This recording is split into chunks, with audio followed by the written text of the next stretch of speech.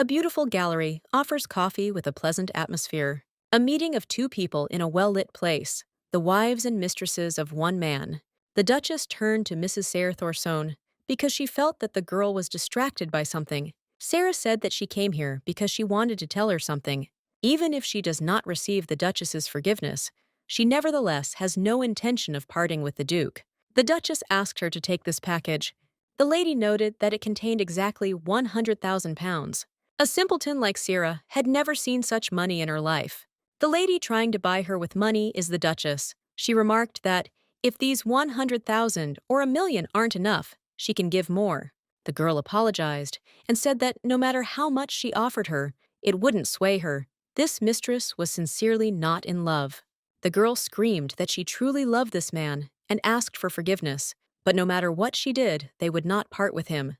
The Duchess remarked that Mrs. Sayre was in an excellent position. The main character of this novel is not a girl with pink hair, but a duchess. Tereya Delova said that she can continue to seduce him. Since these are her words, she must definitely keep them. The Duchess asked her to take the money and buy a beautiful dress, since she needed to show up for a date. Tereya said that she would support the love between them. In this empire, there are two noble young dukes, one of whom is the husband of the Delovs, a warmonger who inflicts war on his enemies and is known as the Black Lion of the Empire. He is the mentor of this book's protagonist. And of course, the Duchess entered the body of the wife of this distinguished duke. When she opened her eyes, she saw the Duchess and thought it was very sweet, but soon she remembered everything. Delova was such a pathetic woman. She dedicated her whole life to loving her husband, but received nothing in return. She soon met death in the shadow of her mistress, immediately married her, and as a result, no trace of her remained in the duchy. Not only did she die an unjust death due to discord within the duchy, but no one would even sympathize with her in the future. Our main character decided that she would not give up so easily. She would definitely survive and enjoy money and power to her heart's content. In that case, she needs a divorce as soon as possible. She'll give Sira the money, the people, and the duchy.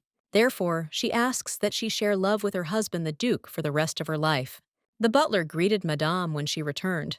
The lady noticed that she had already returned and asked if the Duke was now in his office. The maid reported that His Excellency was absent, which struck her as odd. It seemed he had no travel plans today. The maid reported that he told her he had personal business. He really does like his personal business, but it's obvious where and with whom he went to meet. The mistress asked where he had gone, and the maid became worried. She said it was to Lavrand. Tereya knew it. This is the same address of the house her husband bought for Sira. This is truly the love of the century. The Duchess showed that she was sad and upset that he had gone there today. But in fact, the girl was very glad that he went there. She was glad that he continued to see her openly. On the contrary, she was grateful to him. The lady asked to be left alone for a while. The maid, of course, was not against it. She felt very sorry for her mistress. Tereya was delighted and sighed with relief. Nervous breakdowns, lack of physical activity, even the slightest movement tires this weak body. The girl had no idea how she could survive with this cottony body. Her plan is this. The first thing to do is to create the image of an unhappy, sickly duchess who suffered emotional harm from her husband and mistress. Based on this image, she places the blame on her husband. The lady will successfully divorce simultaneously, receiving her husband's property. This is called a magnificent solo project. She thought again that this really was the perfect plan. The Duchess even gave Sarah money and encouraged her to continue dating. And she hopes she didn't overdo it, because the girl looked like she was really scared. She might get scared and back out. Meanwhile, she heard her husband's footsteps. He appeared faster than she thought. The expression on her face is colder than ice, bright red eyes that attract attention. He asked if she was in her right mind, this scoundrel with a pretty face. This man is the main character's husband. Bloody eyes red, beautiful and possessing special power. This is a very rare genetic mutation. Everything about them is a mystery, as are the limits of their power. The reason the original protagonist chose Duke Delov as his mentor was because he had the same blood-red eyes. The girl didn't find those eyes beautiful. Looking at her with those eyes, you can't call it beautiful. Her husband noted that they said she was seeing someone today. He decided to find out who she had seen a few hours ago today. Tereya asked if he could next ask if she had seen the woman. He asked if Jana had spoken to her very well, and the comma in the stream gave her an envelope with money. Tereya was shocked that he even knew this, After all, there definitely wasn't a spy in that cafe. Perhaps Sarah couldn't stand it and told him everything. The Duchess smiled and said it was nothing special. She just told her to take the money and leave him alone. It seems he was not informed of this.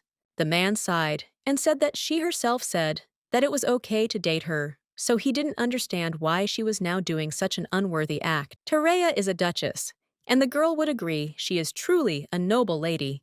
She is the Duchess of Dilof, so she asks if she has done anything unbecoming of a duchess. She simply enjoyed tea with the poor girl, gave her mistress some money, and told her to leave. In the eyes of the public, this is after all worthy behavior for a duchess. He may have asked her to refrain from seeing anyone in the future. After that, he left and the girl started crying. They said they could meet, so they met. Now he's talking such absurd things, so she doesn't understand what the problem is. She was shocked that he was saying that she should abstain and keep everything to herself. He's no one to forbid her anything. The maids don't understand how this duke can be so cruel. They felt very sorry for Madame. Thanks to him, the girl's public opinion is going as it should. He can walk without looking back, and he didn't even take his grief-stricken wife by the hand. Although those noble hands are meant for Sira, the lady decided that she had had enough of this. In any case, his hands were not for nothing. After this, a maid came up to her and said that she was told that the Countess Amantha would soon be here. Tereya was surprised, but asked that tea be prepared for them in the greenhouse. After she entered this body, the results of what she had prepared finally began to manifest. As soon as she arrived here, the holy girl looked through all the protocols of the imperial court to find out whether divorce was possible in this world, and if so, in what cases. As a result, the girl learned that the most useful person for her would be Countess Amantha. The woman said that with the help of the imperial family, they completely divorced her ex-husband, all because she is the only woman who has regained her title after a divorce and appeared at the imperial banquet. Now is the time to draw her conclusions. The ideal reason for divorce, which even the imperial family recognized, the girl really wanted to know about the rumors from the Countess of Amantha. Tereya remarked that it was as if it hadn't happened. If she was having a hard time, she didn't have to tell her, but the Countess said that practically everyone already knew about it. In this world, where even the emperor has courtesans, a duke having a mistress is not grounds for divorce. However, this is shameful and vulgar. Then the lady understood. This must have been a difficult conversation, so she was grateful to the Countess for telling her about it. The Countess was very grateful to the Duchess for her concern. Meanwhile, Tereya was overjoyed because it was bingo. The emperor received a letter and asked what it was about. It was a letter from the Duchess of Dilof. The operation thought it was something unusual, since it came from that quiet duchess. The unfortunate woman reports to His Majesty the great emperor beautiful days under the shining sun and lush trees, all thanks to His Majesty's generosity. But perhaps His Majesty knows that her husband is so handsome and perfect that any woman in the empire would desire him. But she's not sure he knows that her husband has a beast that is so weak that he can barely stand up. As a wife in love with her husband, she would not want to neglect her duties, expecting love from him, but all that awaited her was a silent view from behind of the duke. She wanted to do her duty as a duchess and be pure, but in the end, she spends these nights with emptiness in her soul. The emperor was already completely at his wits' end when he realized that the impeccable Duke of Dilof was in fact impotent. She will eagerly await the wise decision of His Majesty, who has the eyes of an eagle and the heart of a dragon. The Duchess sent him a petition of rather interesting content. It's important to prepare thoroughly for a divorce, but there's something more important. And this is a winning move to bring together two adulterous men and a woman. And the Duchess disappears to a place where she will have nothing in common with the original. Tereya was already ready to say goodbye to death. Cupid sets off in search of freedom. As I sent Madam, they have now arrived. They're in Levrand now. The lady merely told him the name of the street, and he dropped her off right in front of the exact building. The coachman seemed to have gotten used to coming here. The lady asked the man what floor she lived on. The servant tried to pretend that he did not understand what the mistress was talking about, but she was sure that he knew what she was talking about. Tereya decided that since he wasn't saying anything, it meant she lived in this building. It's quite a big cozy nest for dirty love. The girl opened the door with a smile and was glad that he came, but when she opened her eyes, she realized that this was not her duke. They were acting as if they had been in love for thousands of years. Tereya noted that they hadn't seen each other for a week. The gallery in the village square. In order to see her freely, He bought an entire house and provided a maid so that she would not get her hands dirty. Since that's the case, why not bring her straight to the duchy? Then she can quickly get out of there. It's a win-win situation for both of them. Terea noticed that Mrs. Sierra was looking at the painting, so she turned to her. This is a painting where a woman is spying on her lover. This means that the ring on the man's ring finger is the same as the one on the woman outside the window. The title of the work is Pure Relations. The author was unknown. From an ironic point of view, she likes the title. Perhaps this painting should be hung in the Duke's room. Terea said that if she liked this painting, she could give it to her, but the girl immediately began to refuse. She can't accept it, so you shouldn't buy it. The lady thought that this girl could just accept it, and that's it. It seems she even has a conscience. Terea asked what trait of her husband she liked. The girl lowered her eyes and said that the Duke loved her very much. Terea even said that this is an outstanding love and a very good positive trait. Sarah noted that if you truly love a person, then you will like everything about him, and believed that Madame simply did not love the Duke. Terea said with a smile that of course she loves him, and even very much. Sarah didn't quite understand why the lady told her that considering that she loved him, the lady just wants her beloved husband to be happy with the one he truly loves. If possible, she should come out safely and cleanly. And so the girl hopes that they will have a happy ending, the label of an adulterous man and woman will haunt them for the rest of their lives. And she cannot be sure that their love will endure this, and in order for love to continue to burn, one must endure adversity. The girl began to think about whether she really loved the Duke because she supported them. In the future, she really wants these two to rub shoulders with each other. She'll just add a little spice. The reason the Duchess came today is because Sierra needs to know something. After some time, this will be the talk of the entire empire. The girl did not understand what was being discussed, so the Duchess told her that he was impotent. Everyone was very surprised when Duke Dyloff entered at that moment. The man approached Terea and said that they needed to talk. He then also hugged his lover. It was just awful. When he's around his wife, the first thing he does is grab his mistress. He has such unusual behavior. Terea noted that this was very strange, as he should now be dealing with state affairs at the imperial palace. That's why she doesn't understand why he's here right now. The Duke believed that now was not the time for affairs of state. He said that it would be better for Sierra to return home now. He warned her to be careful who she dates, so he came running because she dared to drag his precious girl away from the nest. The lady remembered that she had to look after her own, so she suggested that her husband go somewhere else. She really wanted him to walk slower, because he was practically running. He doesn't seem to know that the Duchess has poor physical abilities. He acts as if he doesn't care at all. He turned back and noticed that his wife was still lagging behind. Perhaps her legs were short. She got angry at this and said that she never thought that she would hear the rudest words in her life from her husband. Come to think of it, she particularly remembered one scene when she was reading the original work. The Duchess, who was always forced to look at her husband, only from behind. One day when he turned back, she happily said that she liked to follow someone, and that someone will always be her husband. It's a shame that such a phrase was used for this scoundrel. The anger made it even more difficult. The girl wanted to get into the carriage rather quickly. Suddenly, the husband grabbed his wife in his arms, and she was in complete shock. She didn't understand why he suddenly started acting like this. He said that now they should talk. He thought she must not know how much he wanted to meet her. The lady was surprised and remarked that she was very happy to hear this and called him her favorite. And there is a lot to talk about. She sent a petition to the palace 5 days ago. The girl was surprised that he already knew about it. Things were moving faster in the imperial palace than she thought. The lady noted that this was true and sent it. He may have asked if she really said he was impotent. The lady pretended to be surprised and asked what kind of unworthy word it was. She doesn't know where he heard it, but her soul ached when she heard that he had such a sexual dysfunction. The Duke became very angry and asked someone about the sexual father function. Someone sent the information she indicated in the petition to the newspaper as an anonymous report. Because of this, it was published this morning and spread throughout the empire as the secret of Duke Dyloff. The Duchess did not understand at all who had committed such a senseless act. Of course it was her. Playing with the public will lead to a sure victory. When she wrote the petition to the emperor, she sent another copy to the newspaper with the same content, but she did not think that it would spread so quickly. Now it was the influence of the most ardent man in the empire. Her husband wanted to know why she wrote a petition containing such false information. The lady asked again what he was talking about and what false information this was. The Duke was shocked that she had never checked this. And she doesn't know whether his sexual dysfunction is false or not. That's true, she's definitely read about it. This scoundrel forced the Duchess to be alone. The man hesitated. He even forced her to spend her wedding night alone, and now he thinks his excuse will work. The gentleman told her to check right now.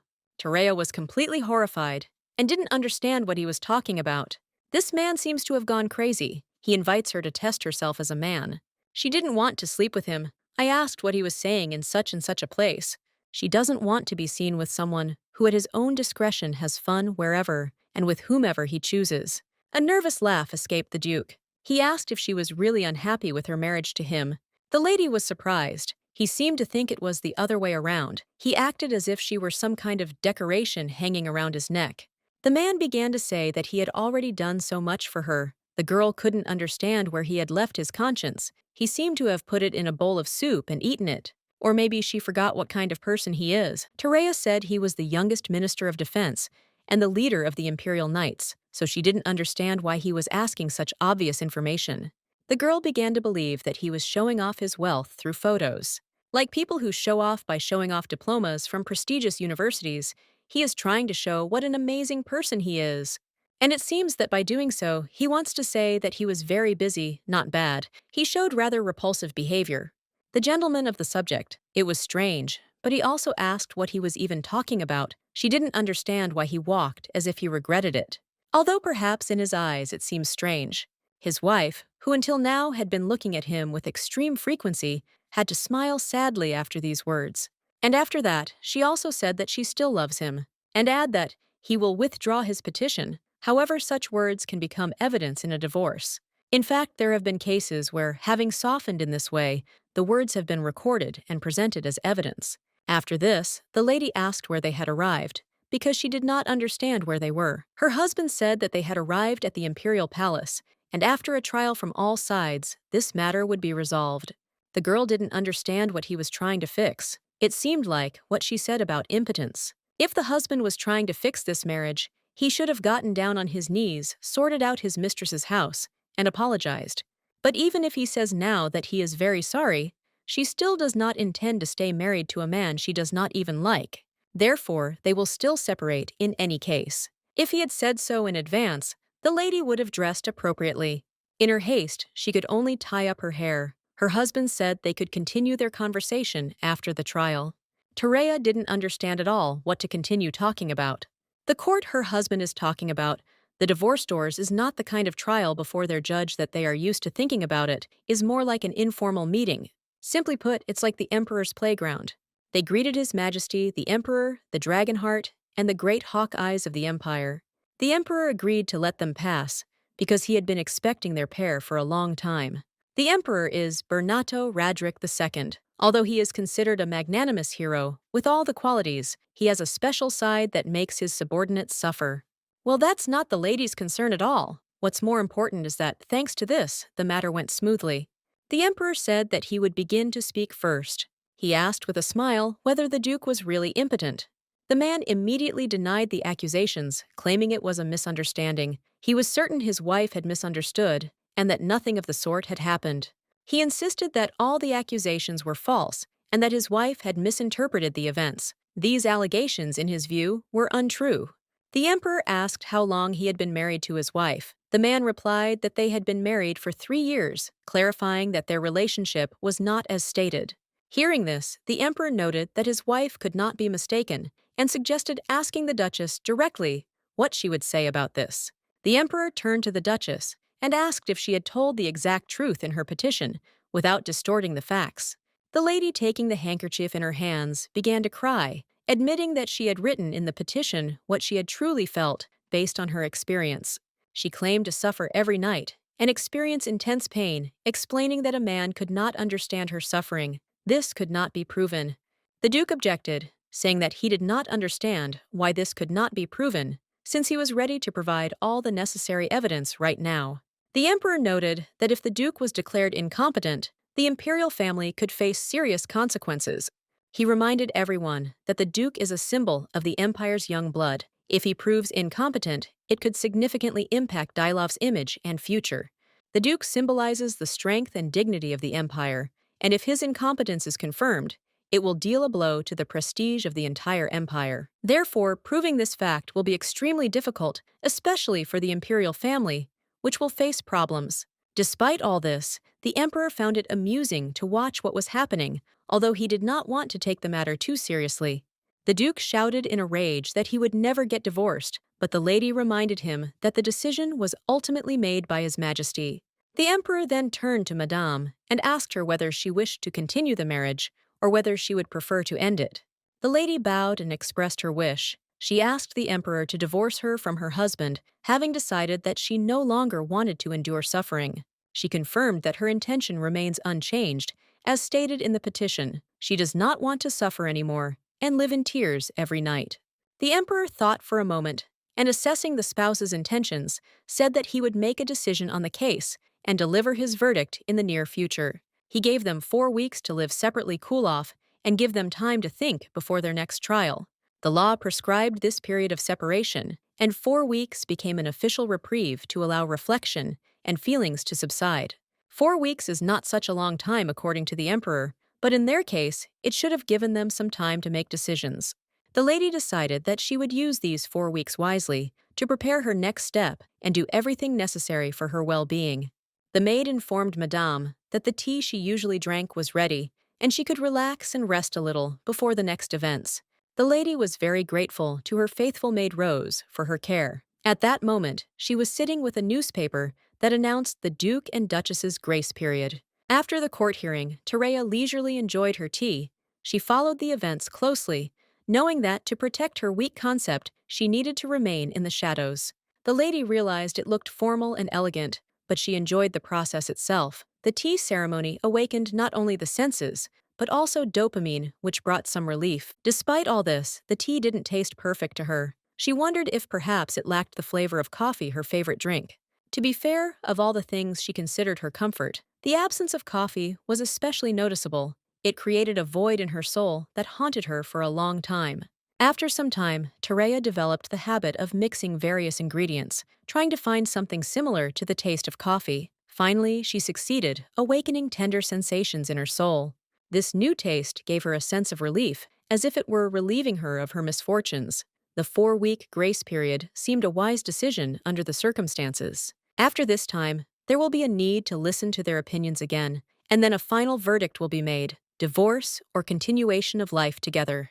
However, for the lady herself, divorce was her primary goal. To achieve this, she needed to skillfully manipulate public opinion and create the necessary conditions. At that moment, numerous invitations came in her name, as if everyone was trying to arrange meetings, wanting to discuss her situation. Apparently, many were curious, as Duke Dailof himself was the center of attention. The lady asked Rosa to politely decline all invitations so as not to create unnecessary controversy. The reason for the refusal could be found to be quite acceptable. The lady was planning to return to her parents' house for a while to recover from the difficulties she had experienced. Her plan was to spend her time in the shadows, shedding tears at night, suffering because her husband was impotent and she could not count on his support. Following this difficult revelation, the Duchess experienced both mental and physical weakness. Consequently, she decided to return to her parents to recuperate. Complete silence on the part of the Duchess would be the best defense against rumors of divorce and impotence. This would help maintain control of the situation and keep it within bounds. Rose, having handed the letter to the lady, asked what she should do next. There were a lot of letters from Doris again, so the lady told me to send them back as always. By the way, there are some things that need to be done before restoration. A few days later, she asked me to put flowers near the fountain. Terea has caused quite a scandal, and now she can't just let it all go. Her decision demands attention and will undoubtedly have consequences. It was a charity event supporting artists of low social status or those in difficult circumstances. For Terea, the banquet was her first event since the trial, and she offered no further explanation. All the high-ranking and noble figures of the empire will surely flock here, drawn by curiosity. This will be an event that will not go unnoticed, and everyone will be eager to keep up with it. This event is a great place to present new information that will get everyone interested and thinking about what's going on around them. The couple often organizes charity events together to improve community engagement and promote important causes that can impact many people. But this time, Tereya's husband went on a business trip and said they could discuss everything after she returned. This put her in a state of suspense, but she decided not to delay. In fact, it was even better. The Duchess finally showed up at the charity event, marking a significant moment in her life after a long hiatus. Tereya, who had been in hiding since her exposure, attended the event alone, without her husband, Duke Delof. This attracted even more attention and made it clear to everyone that something had changed. It was like adding fuel to the fire. It only heightened her interest. Suddenly, a man approached Tereya, and she couldn't help but notice his presence. He was determined. Tereya was willing to listen to the man, and he thanked her for her help, as she was a benefactor of their gallery. This meant a lot to him, and he was very grateful. He said his long-held dream, to allow everyone from the rich to the common people to enjoy art, came true thanks to her support. It was made possible thanks to her participation. Tereya modestly replied that he was exaggerating, but was happy to help out at the gallery. She added that this place had become a source of comfort during difficult times, when she needed support. The man, clearly delighted, said that of course this conversation was not for public consumption, but he noticed that a golden bell had rung for the artist Doris's work. This was a significant event. The man announced that the proceeds from the sale of the work, as well as the commission, would be transferred to the usual account as usual. Everything was going according to plan, and this was in his best interests. A golden bell meant that a work by an artist, in whom Tereya had invested, had exceeded the auction house's expected price, a sign of success and growing interest. After deciding to get a divorce, Tereya began actively investing her time, money, and effort into creating a channel of circulation and communication to support the work of various artists. Tereya provided full support and invested in those with talent regardless of their social status. She believed that everyone should have a chance to succeed, regardless of their background. If a work by a renowned artist was sold to someone who recognized its value, Tereya received a profit proportionate to her investment. It was a fair reward for her efforts. It wasn't exactly like a commission, more like a pension, and Tereya was very grateful for the news. Everything was working out well, and she felt satisfied with her investments. The man also reminded her that it was still a secret, and he understood the importance of confidentiality. Incidentally, Doris continued to send letters to Tereya, maintaining contact with her. The man said that on this matter, he wanted to express gratitude to his sponsor, but the lady clearly separates personal and business matters, not allowing them to mix. So she conveyed that she had no intention of meeting or exchanging letters. The gentleman understood her position perfectly well and did not insist on changing her mind. The event discussed the events surrounding the Duchess and Duke's postponement, which attracted the attention of all those present and generated interest. All present were stunned when the High Treasurer, the Marquis of Orente, appeared unexpectedly in the company. This noble man was known for his independence from scandals and rumors, preferring not to participate in dirty gossip, and remained pure in society.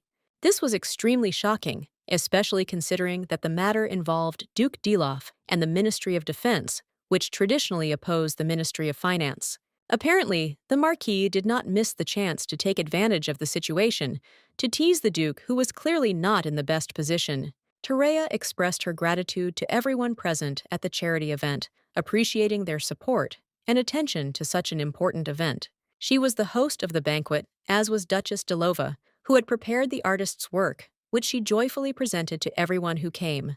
The Duke did not go on a business trip and watched everything that was happening from a remote location, carefully monitoring the atmosphere at the event. The party took place in an outdoor space decorated with works of art, creating an atmosphere of cultural celebration and inspiration. Many people came who were invited to participate in such an important charity event. Among them were famous personalities. However, among all the guests, only one person enjoyed the atmosphere and truly enjoyed what was happening at the banquet evening.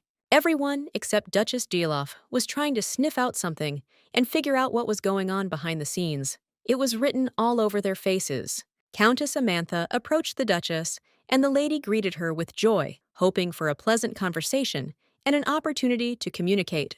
The Countess was glad to see her mistress in good health and wanted to say something, but decided that this was not the most appropriate place for such conversations. Tereya laughed and noted that it was a great place for artists to forget formalities and talk without stress. The Countess was in complete shock when the lady suggested forgetting about formalities because this meant that more important topics could be discussed.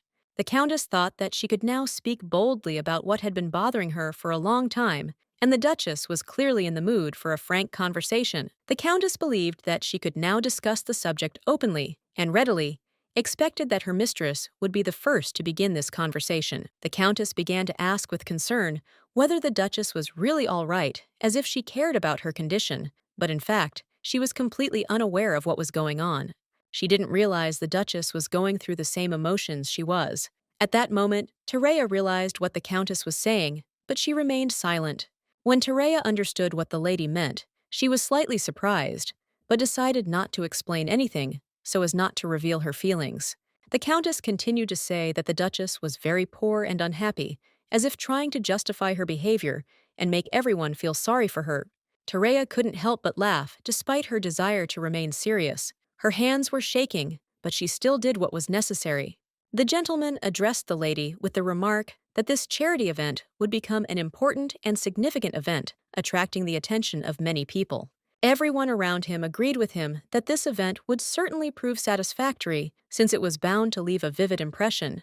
They promised to give her one of the best potions for erectile dysfunction and also offered to buy her a beautiful painting so that she could enjoy it. At this time, strange proposals were made, but Tereya was grateful for the attention and good intentions, even if they seemed ridiculous. The lady asked everyone present to enjoy the works, and she herself moved a little to the side so as not to attract unnecessary attention. Tereya declined the invitation on the pretext that she needed to recover and refused to engage in active communication that would only worsen her condition. She needed some privacy to rest quietly in the room and then finish all the work she had put off for later. In the hallway, she met her husband with a bouquet of roses in his hands, and this sight raised a lot of questions in her that she could not immediately understand. Tereya couldn't understand what was happening and didn't know why her husband had appeared here, especially with flowers in his hands, which seemed extremely unexpected. She was confused and could not understand why he had brought these flowers and why she was again being haunted by such questions and strange gestures on his part. The husband noticed that women liked flowers, so he decided to buy some for her on the way, not hiding his satisfaction at having brought her such a gift. He insisted that she accept the flowers, but the lady was not in the mood to show gratitude, although she felt slightly embarrassed. She mentioned that he had gone on a business trip, but he began to say that he had come to ask why she had decided to divorce him. He noted that this decision would not be good for her or their relationship, and perhaps she should think about it again. After the Duchess lost her husband's warmth and support her achievements, and awards began to lose their value, and she began to think about the future. Tereya had already begun to gather her belongings in preparation for the changes, as she understood that her husband should not worry about her plans. He said he always thought she was happy with him and couldn't understand why she would suddenly decide to get a divorce when everything seemed to be going well. These words simply drove Tereya crazy. She couldn't understand how anyone could think that she felt good with such a man. He allowed himself to have a mistress and live a carefree life, and now that she decided to get a divorce, he began to accuse her of doing it without reason. The Duke may not want to hear the truth, but the lady is certain he will find it difficult to accept. Everything must be unexpected and shocking for him. If she were truly living well, she wouldn't have filed the petition. This decision might have been a consequence of her dissatisfaction with her current life. Tereya said she wasn't going to answer his questions anymore. He had to explain why he'd never tried to understand her point of view. It struck her. He'd left the woman he loved, and now he was standing before her, asking such questions. It was strange how he couldn't grasp the absurdity of the situation. He tried to explain that he didn't really love that woman, but his words only made the situation worse, further emphasizing his insincerity. She was horrified by what he had just said. His confession was beyond her comprehension, and she couldn't understand what was happening. It was terrifying to hear him say that he said he didn't love Sira, and it was like a blow to her. How could he say that without thinking about the consequences? Tereya sighed heavily, filled with anger. She didn't care. It didn't matter whether he loved her or not. Either way, their marriage would end in divorce. The Duke grabbed her hand, trying to convince her he was serious. He asked her to trust him, but she was unimpressed, feeling only disgust. It was incredibly brazen of him. Even if she hadn't stopped reading his confession, his words still wouldn't have touched her. She won't forget how her life with him began. The story of the main wife was full of pain, no matter how long she lived with him. Despite all the privileges, she wasn't happy. Even in the best place, everyone envied her position, but inside she suffered. He and his mistress were the cause of her misfortune, especially her husband, who failed to live up to her expectations. A vow of happiness is an empty word. Even a dog shouldn't be given one. His actions were as absurd as trying to draw with crayons in Siberia. Now he's come and claims he doesn't love her, asking her to believe him. If he were her, he wouldn't believe it himself. His actions don't inspire confidence. She remarked that if he'd really wanted her to believe him, he should have said so sooner. He continued to apologize, but she remained unmoved. But the lady responded calmly, saying she didn't need an apology. He could have kept it to himself. Beautiful flowers were something he could give to that woman, not to her. Tereya wasn't interested in his attempts to please. She had finally cut ties with him. Tereya felt relieved and satisfied with her decision. The Duke tried to stop her, calling her name over and over again, but she was determined, and his attempts could not bring her back. He shouted that he hadn't finished yet, but this only pushed her away even more. His words lost their meaning. He ran after her, begging her to listen to him to the end, but her decision was firm, and she was not going to stop. He looked like a madman, completely out of his mind. His behavior was strange, and even frightening to Tereya. He screamed down the hallway and raced after her like a mad deer. Tereya couldn't understand what was happening to this man. Getting involved with this madness was simply a waste of nerves. Tereya decided it was better not to waste her time on this man. She decided to run away, knowing that if she reached the corner, she would find herself in the garden, where she could be left alone in peace. As she neared the corner, she suddenly felt fear. The situation had become too tense, and she began to lose confidence. She felt a sharp pain in her nose, as if she'd hit a stone. This only added to her anxiety at that moment.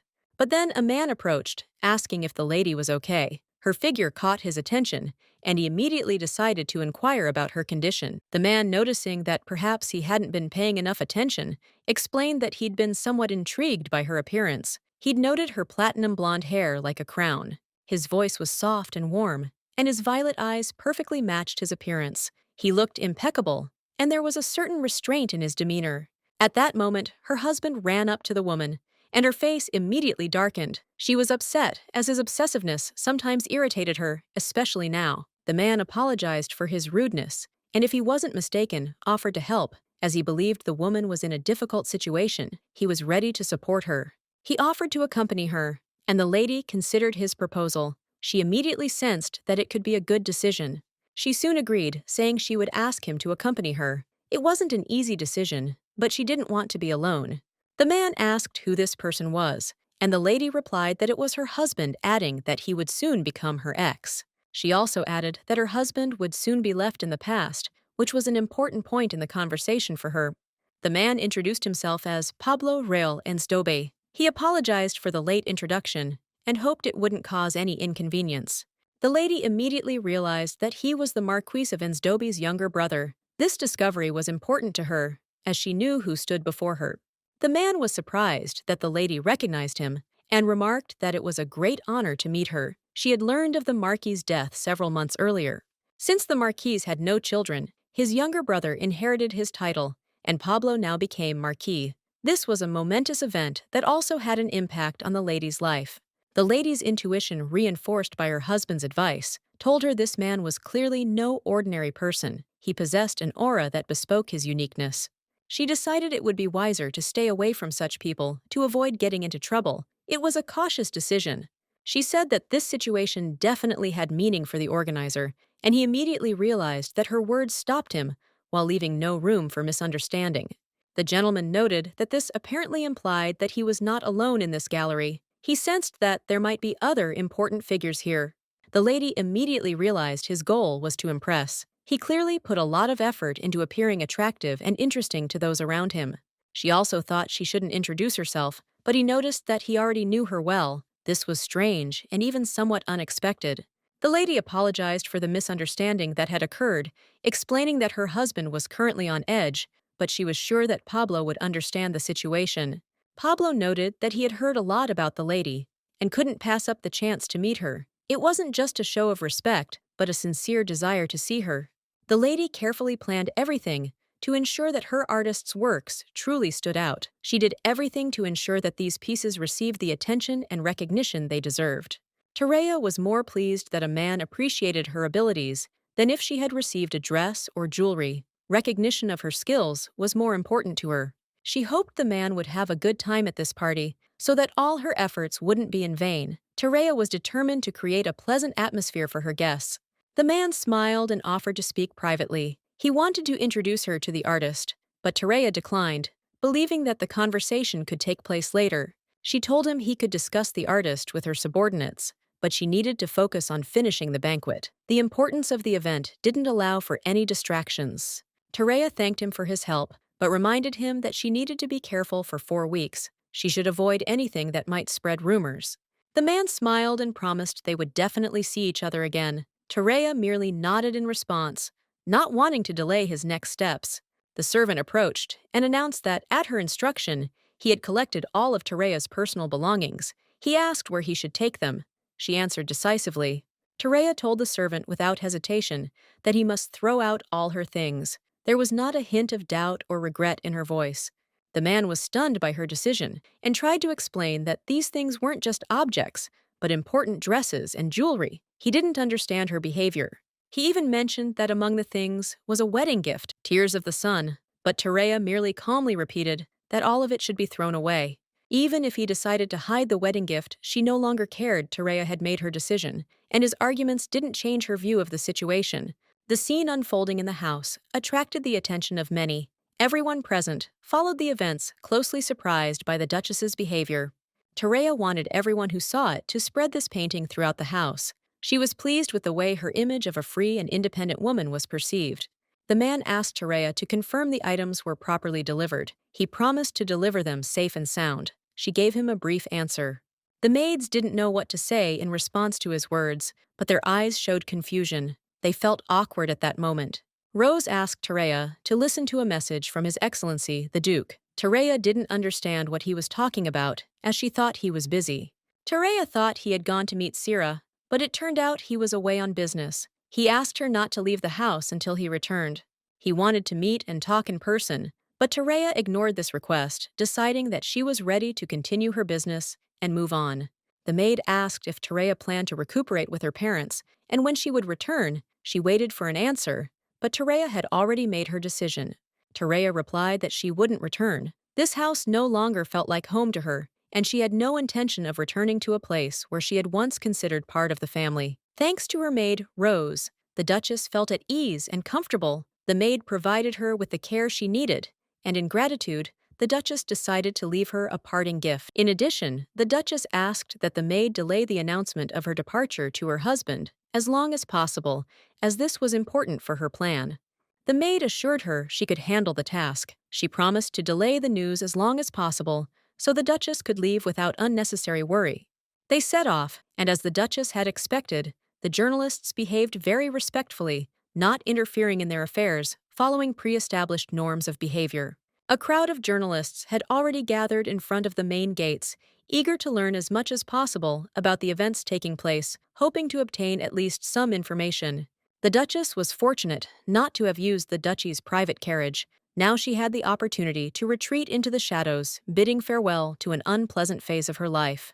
The Duchess planned to build a new life for herself. She dreamed of a bright, happy future, relaxing in one of the most beautiful resorts. Yosen, the Duchess's home, is located next to a clear sea dubbed the Glass Sea. This place became her new refuge. This city was renowned for its developed maritime tourism industry and was a popular resort well known to the Duchess. Its local beauty attracted visitors from all over the region. Nobles also frequently vacationed here, making the region even more attractive. The area's unique combination of natural beauty and developed infrastructure was a defining feature. A villa had been prepared for the Duchess in this city by her parents.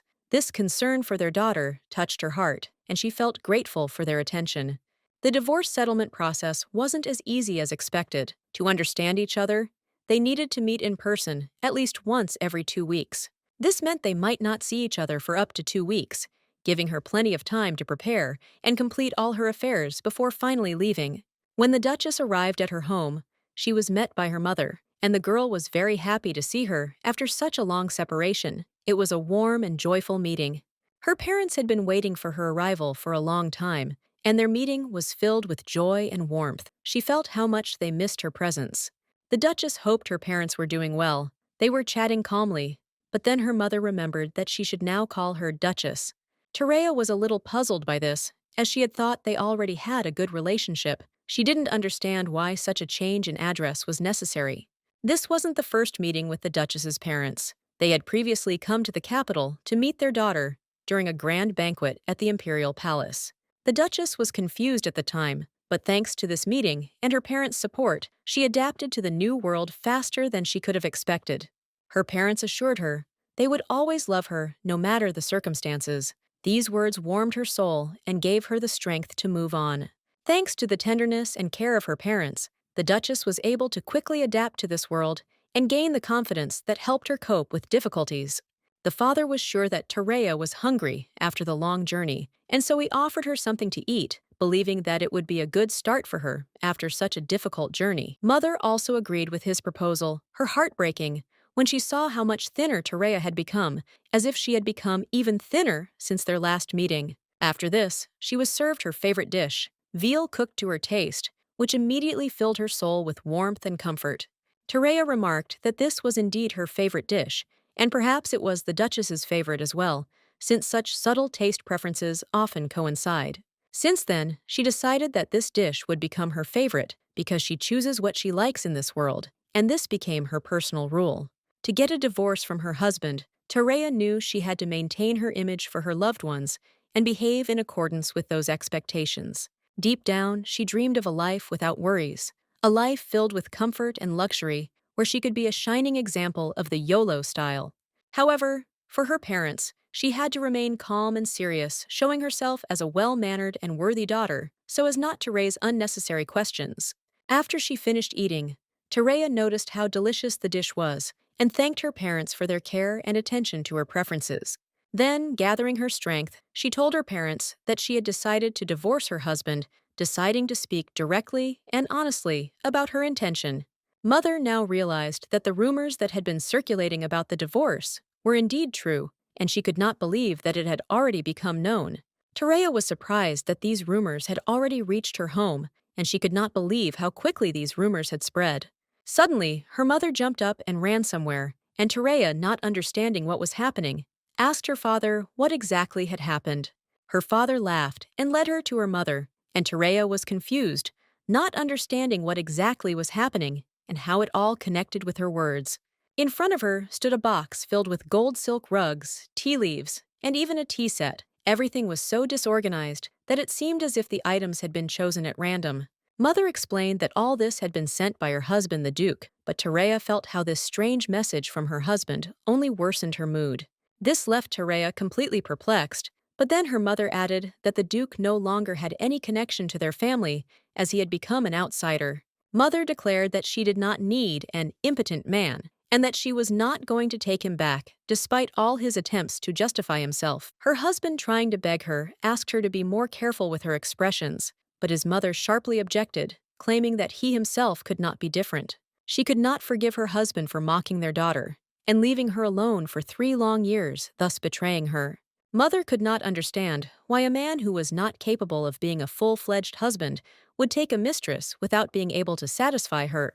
She cried out, demanding that her daughter wake up immediately, since she could not understand why there was this period of delay in their lives at all. The father tried to explain that if his wife continued to behave the way she was doing now, their daughter would not be able to finish what she wanted to say.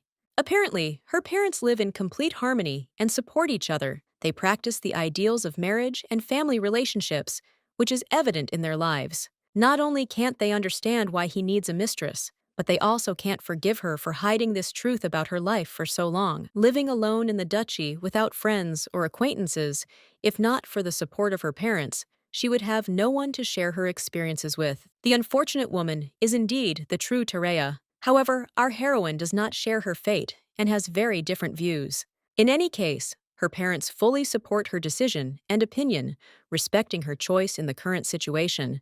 Her father insisted that she get a divorce as soon as possible. The girl laughed and replied that she would certainly fulfill his request. At least for her parents' sake, she owed it to her to become a happy woman, independent of anyone. She said it might be worth dealing with this accumulated baggage. She also noticed a letter lying on the table. Intrigued, she asked what it was and who might have sent it. Looking at the signature, she realized that the letter was sent by her husband, the one who had not yet come to terms with their relationship. She imagined him trying to coax her into accepting the gifts and convincing his daughter to stay with him. It made her giggle. Apparently, he'd tried to break into his parents' house before her visit, which seemed ridiculous. She couldn't help but laugh at such an obvious attempt. The lady offered to return all the gifts, and the movers were shocked. Their reaction was entirely predictable. They hadn't expected such a turn of events. But Terea decided that instead of returning the gifts, they could send them to Lavrande 3 so that they would end up somewhere else. Soon after the divorce, proceedings began. A multitude of expensive and luxurious gifts arrived at the house of the Duke's mistress. These luxury items are difficult for ordinary people to buy, and everyone around will most likely be perplexed when they see such gifts made for a mistress. Strolling along the beautiful shore, enjoying delicious food, a whole week of wonderful life had already passed. Everything seemed perfect. Her parents constantly offered her various entertainments. Her mother took her to a massage. Her father suggested having tea in a cozy setting. Terea was happy to be here. She knew she should have come to her parents long ago and enjoyed this time. Meanwhile, the Duke continued to send gifts to his mistress, despite the fact that divorce proceedings had already begun. The Duchess's condition gradually worsened, and rumors of her illness spread, giving rise to talk that she might not return from her parents' home. Everything was going according to plan, but she couldn't relax. Terea knew that if she wasn't careful, something unexpected could happen that would disrupt her plans. Though Terea feigned weakness at the moment, she knew she needed to prepare for any potential threat. She kept a low profile, ready to scream at any moment if the situation called for it. Suddenly, the Duchess unexpectedly let out a growling sound like the low roar of a dragon. It was loud and menacing, attracting the attention of those around her. The servants began to argue, discussing that by the Count's orders, any visits were prohibited at this time, and this was an important rule that they must follow no matter what the circumstances. Terea didn't understand what was happening. She noticed that all the knights were in disarray, and an unexpected guest appeared among them. It was the Duke, and his presence caused general confusion. The Duke loudly declared that he had arrived later than planned, and he wanted to speak with Terea, without caring about the rules and circumstances that might interfere with this. He insisted that she listen to him, and there was determination in his voice. He was ready to explain his position despite the complexity of the situation. Terea already knew he had reappeared. Annoyed, she ordered the servants to retreat for a while, so she could have space to converse with the Duke without prying eyes. The Duke knelt before her, as if that would persuade her to listen to his words. He said he would explain everything until she understood what he wanted to say. He continued to ask Terea to listen to him until the end, and only then make a decision based on his sincere and, in his opinion, reasonable words. Terea couldn't understand what had happened to him. His actions contradicted everything she knew about him, and he acted out of character, making her question his motives. Although she had once allowed him to be near her, she never ceased to be surprised that he acted so stupidly, acting contrary to her expectations and common sense. He couldn't understand what his wife was really feeling, and although he couldn't tell her all the details, he felt he had to protect Sira, no matter the difficulty. Terea, in turn, asked him what this had to do with her, and insisted that he should take care of Sarah's protection himself without involving her in his affairs. He remarked that if she decided so, it would be better if Sarah moved into their mansion. Then they could live together, and things would be much easier and more comfortable for everyone. Terea, the Duke, and Sarah, that's how he imagined it. He was sure they would all be happy if they were all in the same house, and life would be so much better. These words shook Terea to the core. She realized he was losing his mind, and she couldn't believe he seriously believed this would solve all his problems. Terea declared that she would rather leave his home. She was sure they could live happily ever after, but now her mind had changed, and she decided to leave to find her own way. At that moment, he grabbed her hand abruptly, unexpectedly. Terea wasn't prepared for such an action, which left her confused and feeling vulnerable. He asked her to reconsider explaining that their relationship was important, but she was hurt by the way he squeezed her hand, making her wonder if his intentions were so simple. In reality, Sarah is crucial to his abilities, and her presence is no accident. All her actions and decisions are closely tied to his power, a fact that has been hidden from her for a long time. He promised to tell her everything and offered to reconsider their divorce. He was willing to reveal all the secrets so that their relationship could continue and not end tragically. Terea, taking her hand back, said he'd just promised to reveal everything, but she wasn't convinced. She sensed he was hiding something despite his words. She didn't understand why she should trust him, especially if every time she had to peel him like an onion, revealing more and more hidden sides of his personality. Her husband, in turn, asked if she should reconsider the promise he made in the Frisia garden, hoping it would help restore their relationship. He was willing to do anything for her love. Terea replied that she did not remember the promise, and asked if there was any reason to remember it at all, if it no longer had meaning to her in light of current events. Tears appeared on her husband's face unexpectedly. He was clearly touched by her words, and perhaps realized the situation had become critical for both of them. He actually started crying because her words about divorce had hurt him. He didn't want to lose her, but he knew it was over for her, and their future wasn't so clear. The father invited his daughter to join them for a new tea, which had a wonderful aroma. It was a moment of respite from the tension surrounding them. A few days ago, in their last conversation, she thought their relationship had reached its breaking point. She no longer saw the point in continuing her life with a husband who didn't understand her. Duke Dilov even shed tears, but at that moment, he couldn't express his pain in words. His emotions were overwhelming, and he didn't know how to cope with what was happening around him. Terea felt his presence everywhere. In the garden, in the stables, at the fertilizer distribution site. He was there wherever she went, and it gave her a feeling of suffocating pressure. Terea really wanted him to go home. Her father noted that he insisted on doing anything, so he chose difficult tasks for him, but there was no sign that he planned to return.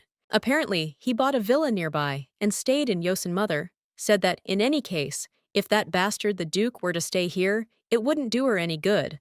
True, if a rumor spreads that the husband came here despite the fact that he is impotent, then there will be talk about his care. He feels regret, sadness, and pain, all of which he experiences right now. They say the cruel Duke who chopped off the heads of his enemies on the battlefield wrote after his wife. Everyone would say that even if he doesn't have any seed, since he's so desperate, it's okay to continue living with him, so you need to get ready for trial as soon as possible. We need to slowly return to the capital. And this is already sad. She will return soon, so there is no need to worry. My parents said that the next time she returns, it's not me who's offering to go together, for the first time in a long time, and see Lorena. She's my mother's cousin, the Countess of Toronto. Lorena's son recently returned from his studies abroad in the kingdom, and when she was little, she often followed them around and called them Big Brother. The lady merely smiled nervously. She could not know this in Romania. There was nothing written about the Duchess's past. The next time she returns to Yosen, her last name will also change, so her father asks how about giving his daughter a new villa to celebrate the divorce. Mother, of course, didn't object to this decision and considered it an excellent idea, but the lady knew only one thing. Thanks to them, she looked forward to returning here again. The girl had long understood that Terea had parents she could truly rely on. On the day of the court hearing in the capital, Madame provided all the necessary medications she had ordered. The maid asked what to do with her hair, and her mistress replied that she should simply let it down and put a veil on it. This was decided, and the girl accepted the offer. This was the last day she had been waiting for. She was dressing up to appear before everyone as a duchess befitting her position and status. This was her goal. She was the main character of rumors. The truth about her remained unknown, but her name was increasingly heard among those discussing the events and rumors surrounding her. She was a good-natured, but also unhappy woman. However, this didn't mean she had to appear pitiful or helpless in every situation. Her husband asked her if she had slept well last night. He was trying to understand how she was feeling, and her answer was crucial to his assessment of the situation.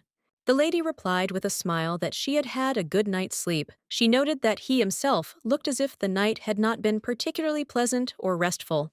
The court was held in the imperial palace. The master and mistress went there to meet the emperor and witness what was about to happen. Terea took pleasure in the knowledge that the familiar silence in this place would be her last. This feeling was something important to her at that moment. The Duke turned to his wife and informed her that a divorce would be impossible, as the emperor would never allow such a step. His words left her hesitant, giving her no clear answer. She couldn't understand what exactly this man was saying. He was saying things that didn't make sense to her, and she waited to see how the situation would unfold. A married couple from the Duchy of Dilov had arrived. They had come to see who would emerge victorious in this important matter, and they had no intention of leaving without results. The emperor allowed them to come closer, as the trial was already beginning. Everything was ready for the proceedings to continue, and everyone present was expecting something important. All the necessary attendees had already gathered at the courthouse. The emperor, with obvious delight, prepared to conduct the most interesting and long-awaited trial of his reign. The lady, of course, understood why the ministers had gathered here, but she was unclear as to why exactly the crown prince had been invited. This question troubled her. She began to think that perhaps he was simply bored and had come to observe what was going on without any other important purpose in it. But at the moment, it was better for her not to think about the crown prince and leave him aside, since it didn't have much significance for her current state. In this world, divorces among nobles are extremely rare, as each of them possesses a status that is not easily lost. This makes the very thought of divorce frightening and difficult to accept. The process begins with the submission of a petition, which is submitted to the emperor and his closest advisors for consideration. The time frame for reviewing the petition is determined at their discretion. The wait is so long that many applicants abandon their plans for divorce, at this stage faced with bureaucratic difficulties. However, there are rare cases where these obstacles are overcome. At the beginning of the process, a special 4-week reflection period is set aside, and this is the first step toward achieving your goal. The final stage requires incredible skill. You must demonstrate brilliant acting skills, as well as the ability to clearly and convincingly argue your position. It's like the final destination on a long journey. Therefore, Duchess Terea is determined to do everything in her power to achieve her goal. The emperor, smiling at the complexity of the matter, suggested bypassing the formalities and immediately proceeding to discuss the main issue, saving everyone time. He asked Terea directly if she had thought through her decision. She confirmed that, thanks to his wisdom and the time he'd given her, she'd been able to weigh everything carefully. However, continuing the conversation, the emperor noted that he had received a petition from the duke in which he asked for a ban on divorce, which he clearly wanted to thwart his wife's plans. The duke offered in exchange for this to go to war against the Arpesona, capture the enemy's capital, and present the emperor with the riches of the Golden City, which was supposed to look like a lucrative offer.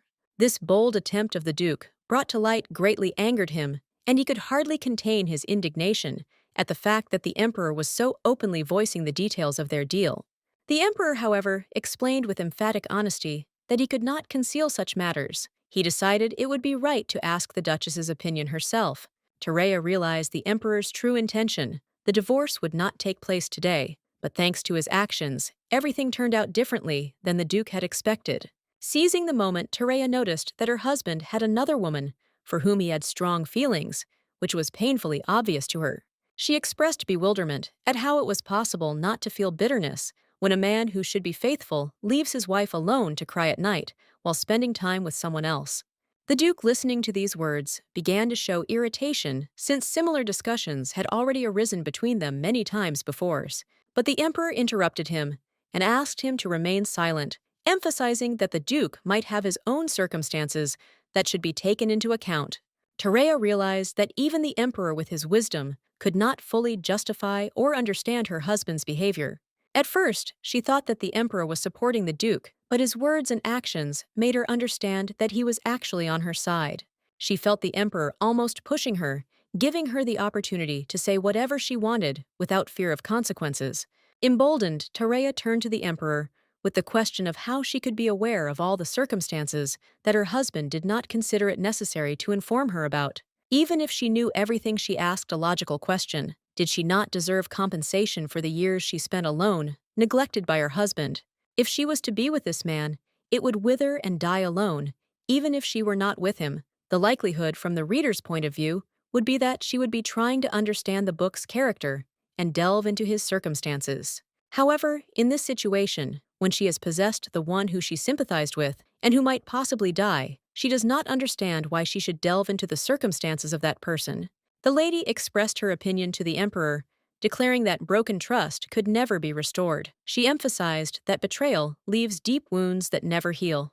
She also asked for sympathy for her unfortunate fate. Her voice trembled, but her words were determined. She insisted on understanding her situation. At the end of her speech, she bluntly declared that the emperor must allow them to separate. Her request sounded like a last hope for freedom and a new life. The emperor listened carefully to both sides. He then noted that their views and feelings were so different that improving relations was impossible. Summing up, the emperor concluded that such a marital relationship could no longer be restored. His voice was firm, his decision final. The divorce was officially granted. However, the duke was furious. His face turned pale, and his voice trembled with indignation. The duke, unable to contain himself, began shouting loudly. He claimed that the emperor's decision contradicted what had been said previously. The emperor merely smiled in response. With a hint of mockery, he reminded her that he hadn't promised anything concrete. His words sounded confident. Then he asked a question, as if testing the duke. Would he really dare challenge the sacred decree? It was a direct warning. The duke realized that further argument was pointless. He froze in place, dejected, but still seething with anger. When it was all over, the lady removed her veil. She realized she was no longer the Duchess of Deal. It was a moment of liberation. Addressing the people of the empire, she announced that from now on, her name would be Tareya Arnazeda Yosin. Her voice was full of dignity. She proudly added that she was now the great eyes of the empire's hawk and the heart of a dragon. She thanked the emperor for his wise decision. Then she confessed that today was her last day with the duke. She was happy, but there was a hint of bitterness underneath. However, she didn't hide her true feelings. She admitted that life with the duke was disgusting, and she never wanted to see him again. The emperor, having concluded the trial, rose to his feet. He slammed down the gavel, declaring the court adjourned, and left with an unwavering expression. Her hair dyed blonde, especially for the event lasted only a few hours. This was surprising, given the high cost of the medication. However, the effect was so noticeable that blonde hair became fashionable throughout the empire. Tareya's influence was undeniable. At the port near the border, local newspapers published her photo. The duchess's unusual golden hair became a topic of discussion. This hair became a symbol of new life. Instead of the previous silence, Tareya hoped that her future would be bright and brilliant. One man was convinced his brother was new to the empire. This was a surprising revelation to those around him. The man explained that his brother had returned from a long stint working abroad. His return was a significant event for the family. My brother noticed he hadn't asked the question by accident. He was curious but not surprised. It concerned a scandal that had become the most high-profile event in the empire. Tareya was in excellent spirits. Her new outlook on the world had even changed her attitude toward others. Now feeling free, she observed people with interest. A servant approached the heroine, politely inquiring about her dinner plans. His manner of speaking bespoke professionalism, and the lady herself made no secret of her good mood.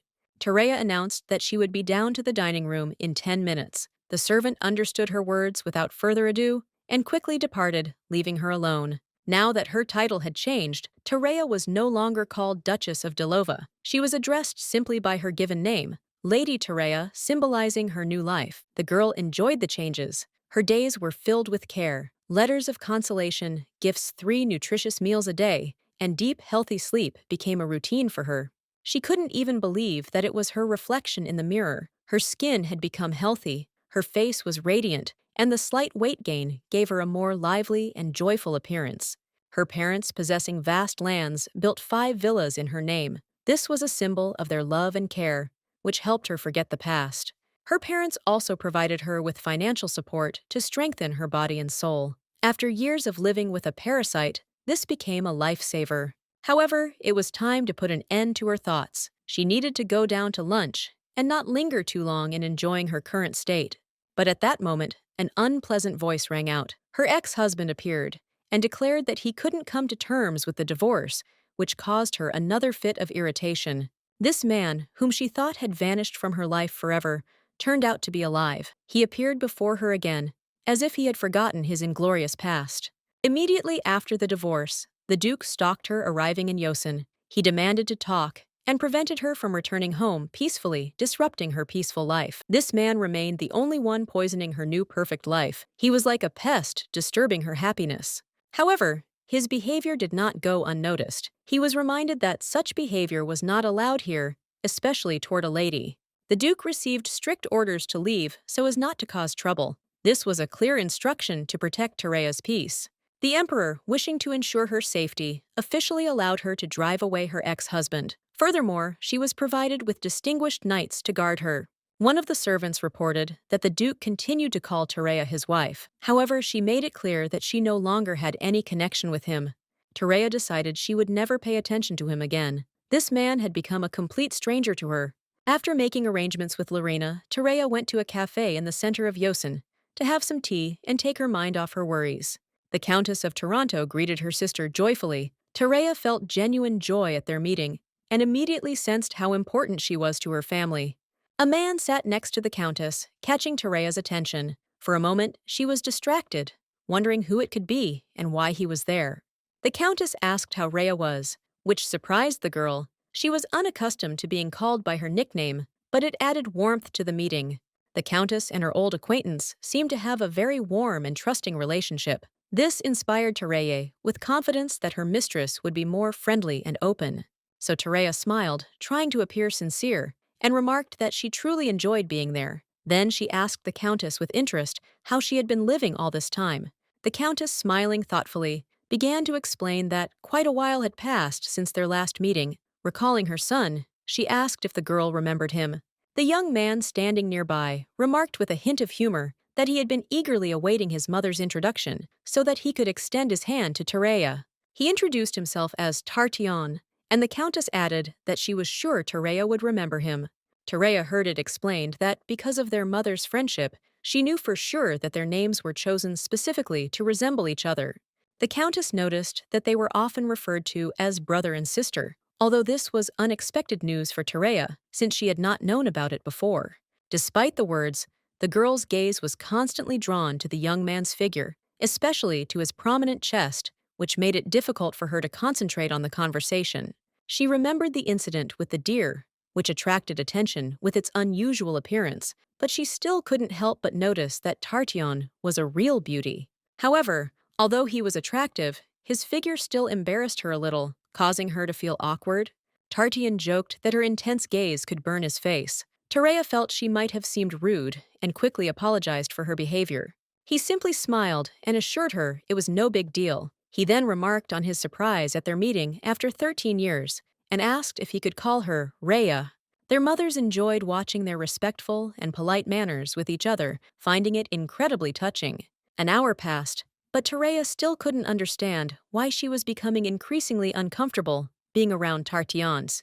For the next while, they hardly spoke, only silently, drinking tea as if both were absorbed in their thoughts. The scene resembled the behavior of children who were allowed to meet in the presence of their parents, despite the general silence. Soon the women announced that they were going to the Yosen mansion and decided to find out what the young men were planning to do. Tereya was at a loss for words. However, Tartian smiled and assured her that he could talk with Rhea a little longer before leaving. The parents, nodding approvingly, left them alone and wished them good company, as if they saw something more in it. Tereya felt completely lost, unable to understand why Tartian had decided to stay. She hoped with all her might that her mother would return for her. The guy calmly apologized for the suddenness of his proposal. Tereya, having calmed down a bit, asked what exactly he wanted to talk about. Tartian gently suggested that she shouldn't be so wary of him. He suggested they simply reminisce about their shared childhood, as they shared similar memories. He recalled how as a child, she always followed him around, calling him brother, and so he really saw her as a little sister. During the 13 years he spent abroad, studying at the best academies, and absorbing the wisdom of distant lands, memories of the past became the support that helped him move forward. Tereya was slightly surprised by his words, but she kept her emotions in check. She suggested with a slight smile that they could leave it at that. The boy apparently didn't immediately understand what she meant, but he considered her words. The lady, noticing his confusion, added that next time he should call her exclusively Lady Tereya. This correction made a strong impression on the young man. At the end of the conversation, she remarked that she was genuinely pleased to meet him. However, the young man still couldn't fully comprehend what was happening. His thoughts were confused. Tereya understood that despite their childhood friendship, everything had changed. After she inhabited this body, the past became unimportant, giving way to the present. No matter how precious the memories of the past were, they no longer belonged to her. She felt that pretending to remember everything would only harm the true owner of this body. Realizing this, she firmly said that she was asking for forgiveness and that it was better to cut all ties right now, before things went too far. After this, the girl felt a sense of relief. She had finally escaped the unpleasant situation, but as it turned out, she wouldn't be able to return home right away. Tereya remembered that a branch of a Moscow gallery she'd long wanted to visit had opened nearby. This thought prompted her to linger a bit and stop in. Along the way, she accidentally bumped into a young man holding an armful of flowers. Taken by surprise, he dropped them, causing a slight commotion. The flowers scattered, and the guy immediately began apologizing, asking if the lady was okay. He seemed genuinely concerned about her condition. Tereya was shocked to realize that the knights of the capital were hiding here in this very gallery, which made her wary. She noted that the guy seemed to be in a hurry and asked if everything was okay, carefully watching his reaction. The young man looked at her gratefully. The lady noted that he was listening attentively and that it was important to always look the person he was talking to in the eye, which the young man took note of. The boy introduced himself as Gerald. He thanked her for her help and added that he was very glad to meet her. His sincerity was touching.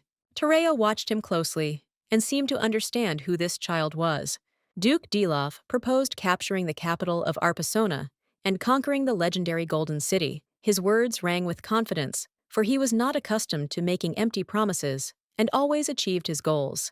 The reason for his success was his abilities, which surpassed normal human capabilities. The Duke could accomplish what others considered impossible, and he was nicknamed the Warrior with Bloodshot Eyes.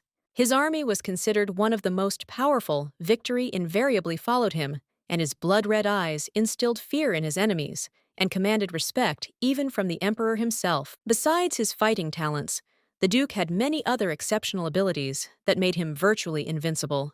However, Tereya, without finishing the book, only knew that in the original story, only two people had bloody eyes. These people were Duke Dilov himself and the main character of the work, who was now standing right in front of her, causing her surprise and confusion. Tereya's gaze was full of amazement, and the boy, the main character, did not understand why the lady was looking at him so strangely, as if he were a mystery.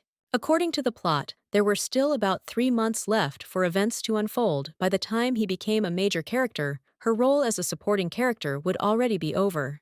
3 months later, the boy will become known as a prince, secretly the emperor's child. The struggle for the throne will begin, and he will become a key figure in this drama. Before his arrival at the palace, as the book stated, Duke Dilov took the boy as an apprentice, which became an important turning point in his life. Thus it can be assumed that the boy followed that deer, no matter how strange this coincidence may seem. He should be 16 years old now, but his fragile and small appearance was completely out of keeping with his age, which surprised Tereya. She thought that a man who was unable to take care of even his own wife would hardly be able to properly take care of a child. Suddenly, the boy felt ill and began to fall, but Tereya managed to catch him, preventing his fall. She was surprised by how light he felt, as if exhausted. The holy man noticed Tereya holding the boy, but did not intervene. He had a high fever. Tereya didn't recall his illness being mentioned in the book. She began to suspect something strange had happened to him. The thought flashed through her mind that the Duke might have been starving him. She had already decided that she would definitely accuse him of child abuse. Tereya loudly declared her intention to bring the Duke to justice, believing that he deserved punishment for his actions. She screamed for a doctor immediately. The boy asked her to move away, but she didn't immediately understand what he was saying. She demanded that he repeat it louder and explain exactly what hurt so that they could help him faster. The boy was embarrassed, but continued asking her to move away. At that moment, Sarah came running and abruptly interrupted them. Sarah ran up to the boy, throwing Tereya aside, and rushed to take care of him, clearly considering his condition a priority.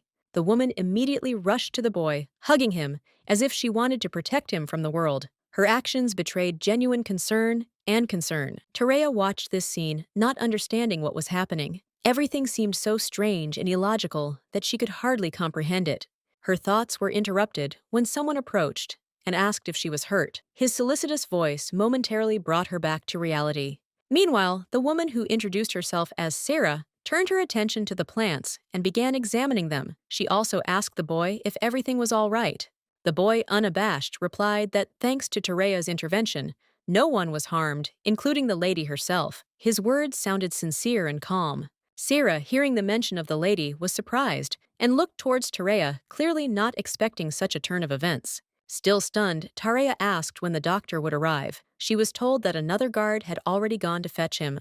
She was shocked to realize it was the Duchess standing before her, and the man who had just been selling flowers noticed in horror that all the plants had disappeared. Meanwhile, the boy noticed that the cocoa was surprisingly tasty and asked curiously why the teacher forbade him such simple pleasures.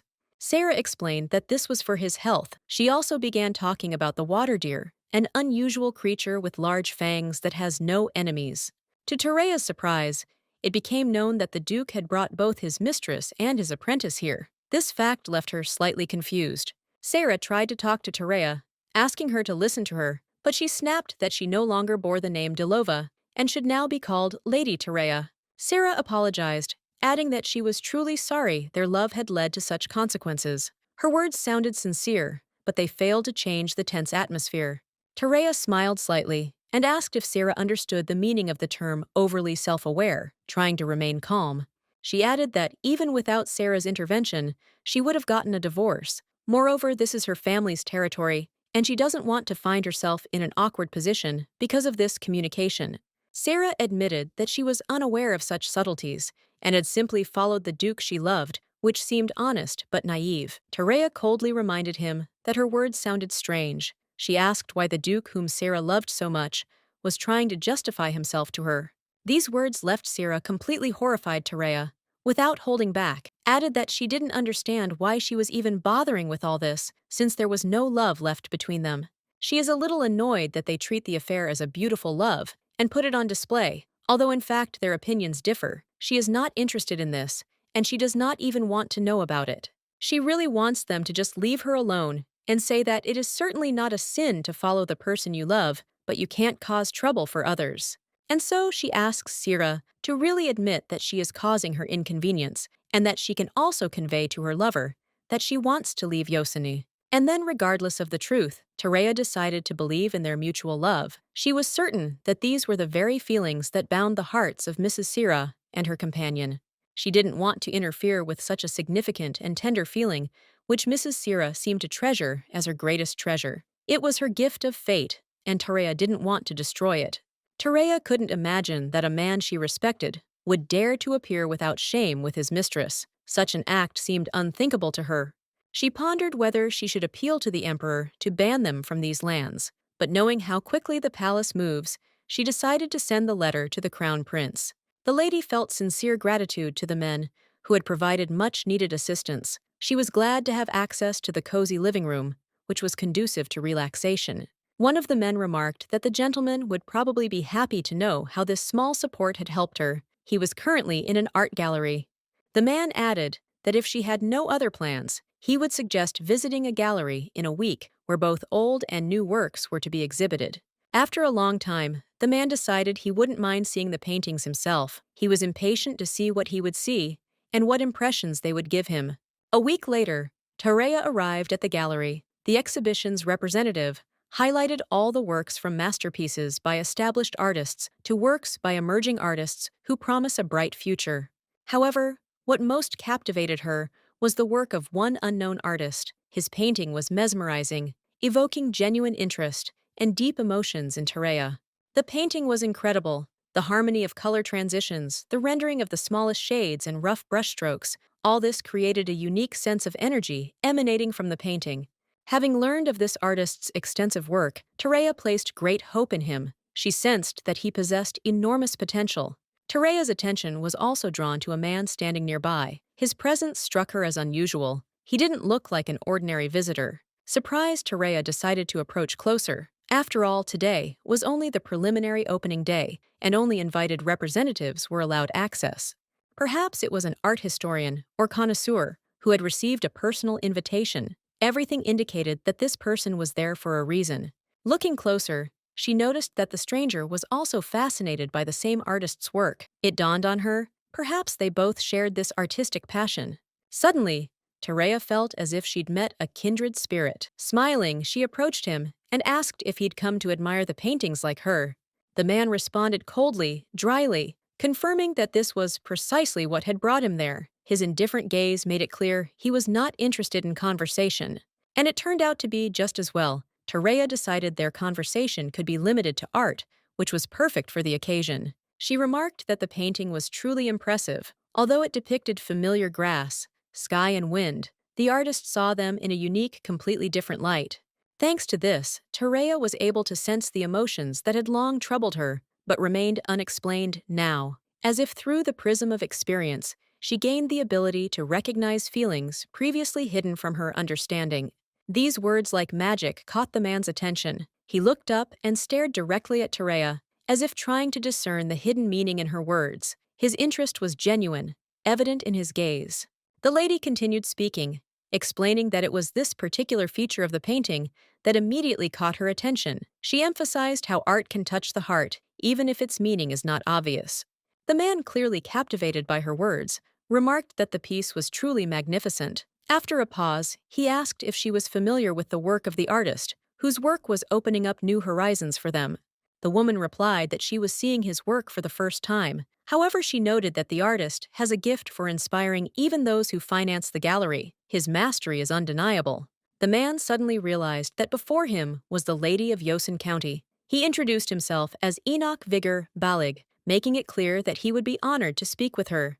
Tareya smiled. She was glad to hear she could address him simply as Balig. The informality won her over, and the meeting seemed even more pleasant.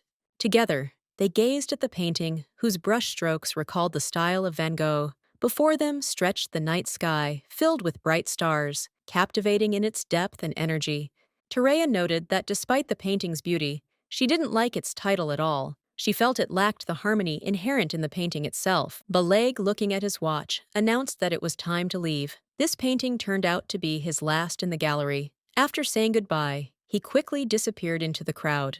It had been a long time since Tereya had enjoyed viewing a film so fully and without regret. She thought that after such an evening, it would be nice to get a massage to relax before returning home. Suddenly, she noticed someone walking toward her. The man moved with genuine joy, which immediately caught her attention.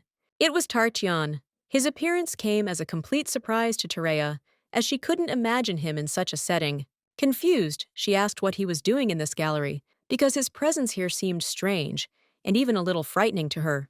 Tartian explained that he was friends with Viscount Giorgio's son, the local representative. That's why he ended up here completely by chance. Tereya smiled reservedly, noting her delight at the unexpected coincidence. She wished him a pleasant time, and not to distract himself with unnecessary conversation. However, as soon as he called her by her nickname again, she flared up with anger. Her repeated requests not to use that name were apparently forgotten.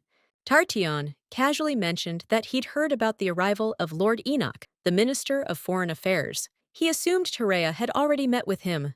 The girl was shocked by what she heard. She knew that Lord Enoch had spent a long time outside the empire, pursuing diplomacy, and rarely appeared in high society. Tartian likely knew him personally. Tartian noted that the Duchy of Baleg is truly one of the most prestigious families in the empire. This family is recognized as one of the two main ducal dynasties renowned for their influence and status. Many in society know of the families of the Duchy of Baleg. Their name is associated with wealth, power, and centuries of history. Their achievements are discussed both in high society and beyond. The lady was completely shocked to learn that the man was a duke. Now it became clear why he had emphasized the title and advised her to take it into account. Tartian noted that there were rumors about this lord, that he had made significant contributions abroad, which only strengthened his reputation and status in the eyes of others. The lady asked what kind of contribution they were talking about, but the guy admitted that he didn't have exact information and had only heard about it in passing. Tereya couldn't understand how anyone could talk about a remarkable contribution without knowing the specific details. To her, it seemed arcane, almost absurd. Such secrecy reminded her of a marriage, which it seemed the person themselves might know nothing about. She chuckled to herself, finding it absurd. Tereya recalled their last meeting, where he had seemed serious and mature. Who would have thought that behind that facade lurked such a frivolous man susceptible to rumors? The boy objected that she was being too categorical, but added that he was sure that sooner or later the story of this duke would become known and would have a huge impact on the empire. Tereya asked again if he knew anything about the contents of this great story. When he confirmed that he did not, she turned away and cautiously said that she understood. After their first meeting, her opinion of him noticeably worsened. Tartian, trying to ease the awkwardness, changed the subject and asked if she liked the exhibition. After looking around, Terea found a painting that really caught her eye. She admitted that she was thinking of buying it, as the work had made such an impression on her. Smiling Tartion remarked that if the lady liked this painting, he would be glad if it adorned her collection, and expressed his approval. Suddenly, Terea realized they had been walking side by side for a long time. She wondered how much time had passed since they had started moving together. The man matched her steps, which astonished her. Her husband would never do that, even if his life depended on it. He would only grumble that she was too slow. Her husband often said that her slow stride was due to her short legs. In this regard, Tartian proved much more patient and attentive than the one she called the deer. The lady approached Tartian, asking whether he planned to continue viewing the exhibition or whether he had other ideas for their walk. The man looked at her thoughtfully, and she couldn't understand why he admitted that every time she addressed him formally, it sounded a little unusual, even foreign to him. The lady noted that enough time had passed to justify the changes in their communication. Now it felt perfectly natural to address each other differently, as if time had changed the very words. He found a truth in her words that was undeniable. Indeed, much had changed, and he couldn't help but agree that the usual forms of address had long since become outdated. However, memories have a special feature. Although time tries to cover them with dust, they never disappear completely, only become slightly clouded. Even after many years, they remain as if sealed in the depths of the soul, and a small push is enough for them to emerge bright and alive. Those who, like him, live far from their homeland for a long time often realize how much they miss home. This longing becomes their constant companion. Even when there are plenty of new impressions around new places and faces, cannot replace what was left behind in the homeland, what is steeped in memories. The melancholy is especially overwhelming when it comes to small but priceless things, those that evoke the most tender and poignant memories. For him, these were the memories that came from the images associated with Terea, her presence, and all the moments that once united them. Extended text. The lady couldn't understand the source of this inexplicable sense of wariness toward Tartion. She often pondered it, but never found an answer that would satisfy her curiosity. From the very beginning of their acquaintance, she hadn't noticed the slightest sign in Tartian's behavior that he perceived her as a woman. There was none of the usual male gaze full of hidden desire that she was accustomed to experiencing from men. Perhaps he was telling the truth when he claimed to see her solely as a little sister. His words sounded so sincere that she had no reason to doubt them, though a feeling of unease remained. She decided to show that she understood his words and trusted his intentions, so she calmly said that she understood what he was trying to convey. It was for this reason that she allowed him to call her Rhea. It was a kind of sign of intimacy, though not the kind based on attraction. Upon hearing her permission, Tartion couldn't hide his joy. A genuine smile lit up his face, and he looked like a child who had just received a long-awaited toy. There was something touching in his joy. However, the lady smiling couldn't resist a touch of sarcasm. She was genuinely curious to see how long Tartian intended to follow her. In response to her question, the man responded with mild surprise that she apparently didn't know. It turned out the Countess had invited him to dinner, so he was heading to Yosen County. Her mother, for her part, firmly believed Tartion to be the ideal husband for her daughter. She constantly urged her to take a closer look at him. However, Tartian himself did not feel the same way about his mistress. Such thoughts were foreign to him, although it was obvious that his mother had long ago made her choice. At that moment, their conversation was interrupted by an unexpected noise. Loud shouts could be heard in the distance, instantly attracting their attention and silencing them both. They saw a man angrily arguing with a girl. He clearly didn't understand his guilt and demanded an explanation, completely confused by her accusations. A small crowd of curious onlookers had already gathered around them. The man insisted that the girl explain what exactly he had done wrong, what his mistake was. The girl, trembling with indignation, loudly declared that he had dared to touch her thighs. Her words provoked mixed reactions from those around her. The man seethed with rage indignantly, insisting that he hadn't touched Terea, but had merely brushed against her by accident. His tone grew louder, emphasizing the misunderstanding. Even if there had been a touch, he added it would have been merely a sign of friendly support. After all, Terea was young enough to be his daughter, and he hadn't intended any unseemly thoughts.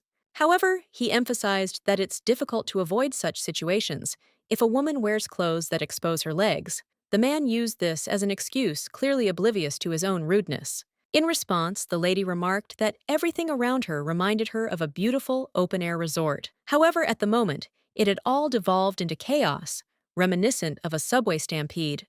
Tarchin, listening attentively, pointed to the speaker. It was Viscount Gordon Chin-chan. He admitted he had never seen the girl before and assumed she belonged to some noble family. Continuing his indignation, the Viscount exclaimed that the youth of their day were behaving irresponsibly and carelessly. His words sounded like old-fashioned grumbling amid the general commotion.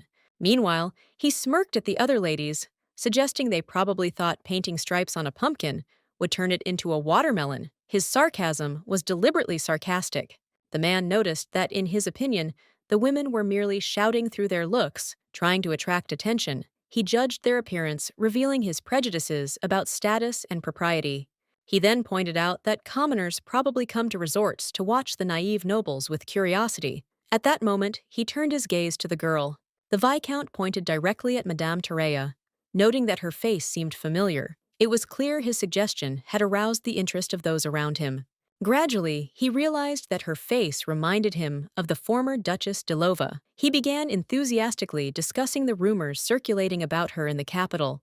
He said the Duchess was known as a quiet woman, but her behavior, it seemed, wasn't as discreet as people thought. This, he believed, was the reason for the Duke's infidelity and their divorce. Tarchin could not stand it, and sharply rebuked the Viscount, reminding him that a man should watch his words, especially when it comes to ladies to whom he has no relation.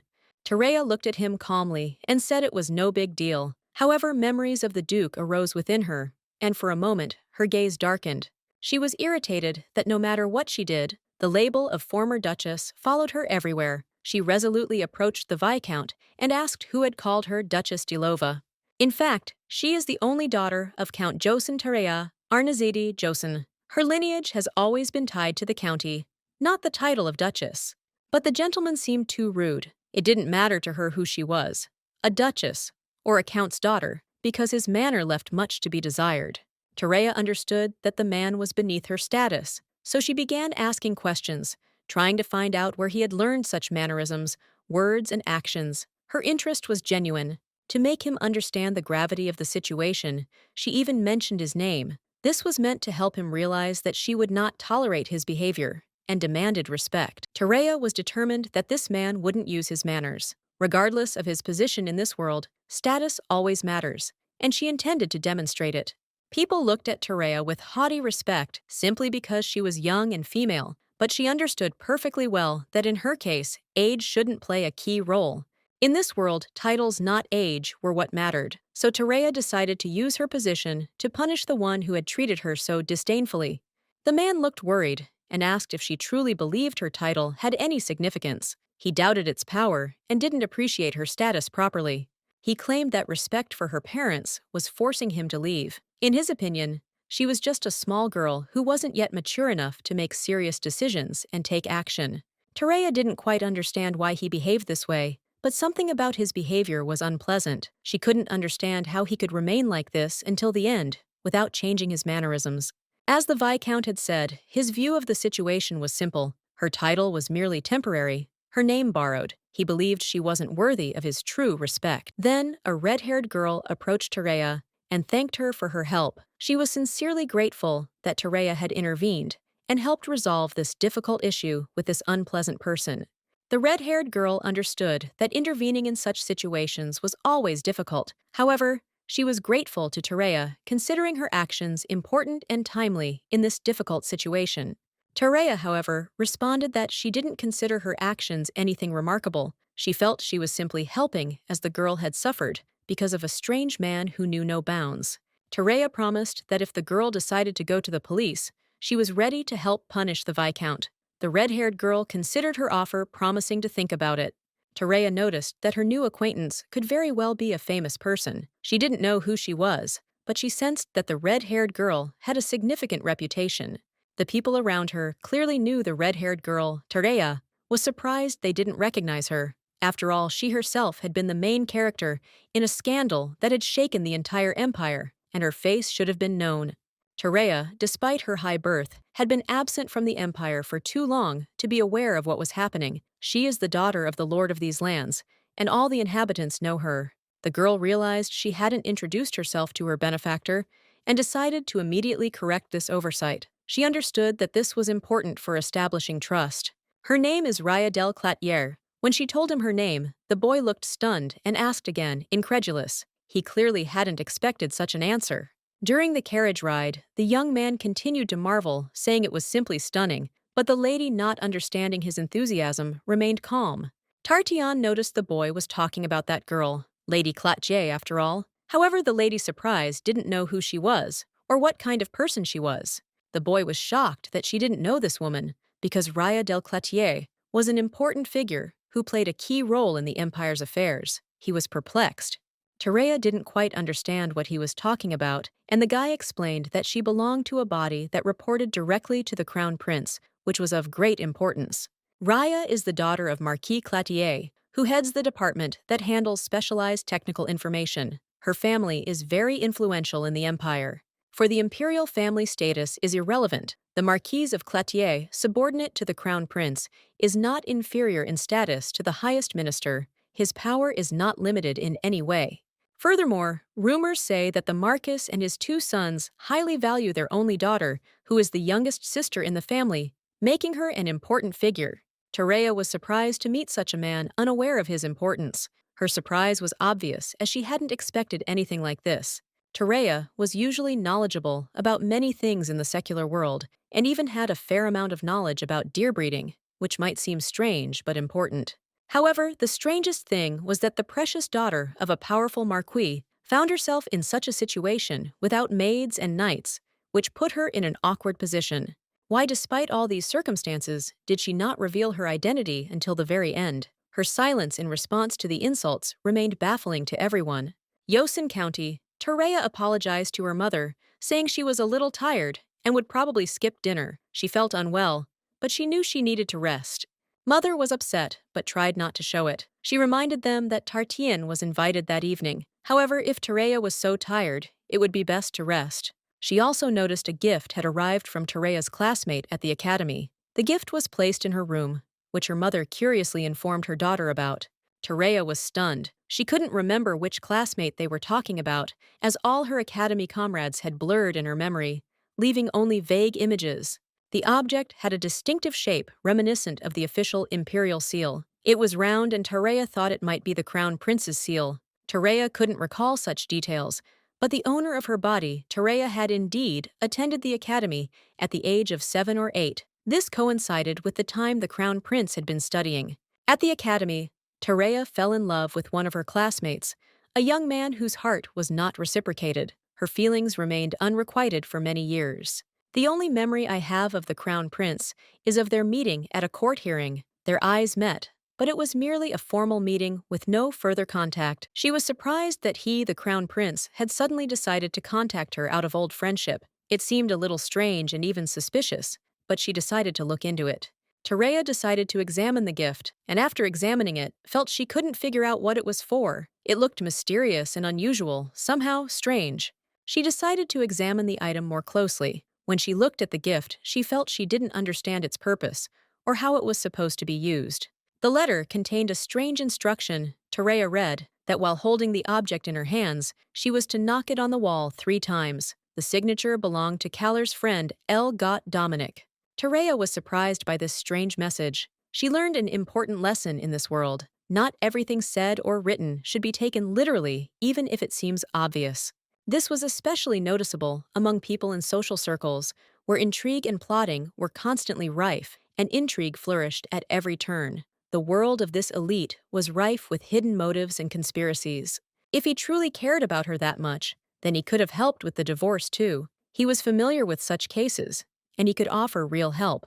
At that moment, Tereya sensed something was wrong with these objects. Something strange was happening. A feeling of alarm and suspicion gripped her, forcing her to pay attention to the details. She couldn't understand the light emanating from the object, or what this half-naked image meant. Thoughts of magic crossed her mind, but she couldn't quite grasp what was happening. She soon realized something was beginning to manifest. At that moment, she heard His Highness announce that a connection had been established, and the situation had become clearer. Tereya was shocked when she realized it was actually a projector. She couldn't believe her eyes, trying to comprehend what exactly she was seeing. and what it all meant. But when the image of His Highness the Crown Prince appeared before her, horror gripped her. She couldn't understand how this had happened or why she had found herself in this situation. The Crown Prince greeted her, but Tereya hadn't expected to meet him like this. This encounter came as a real shock to her, and she didn't know how to react. The lady bowed immediately, unsure of how else to express her respect. The prince noticed her gesture and suggested she greet him more simply, without unnecessary ceremony, as if it were obvious. He said that if he had wanted to observe all the formalities, he would have invited her to the palace, rather than using such an unusual method of meeting. It was all much simpler than she thought. He addressed her as lady and then asked if he could call her Rhea, as he had before. She thought they were just classmates at the academy, but it turned out their relationship ran much deeper.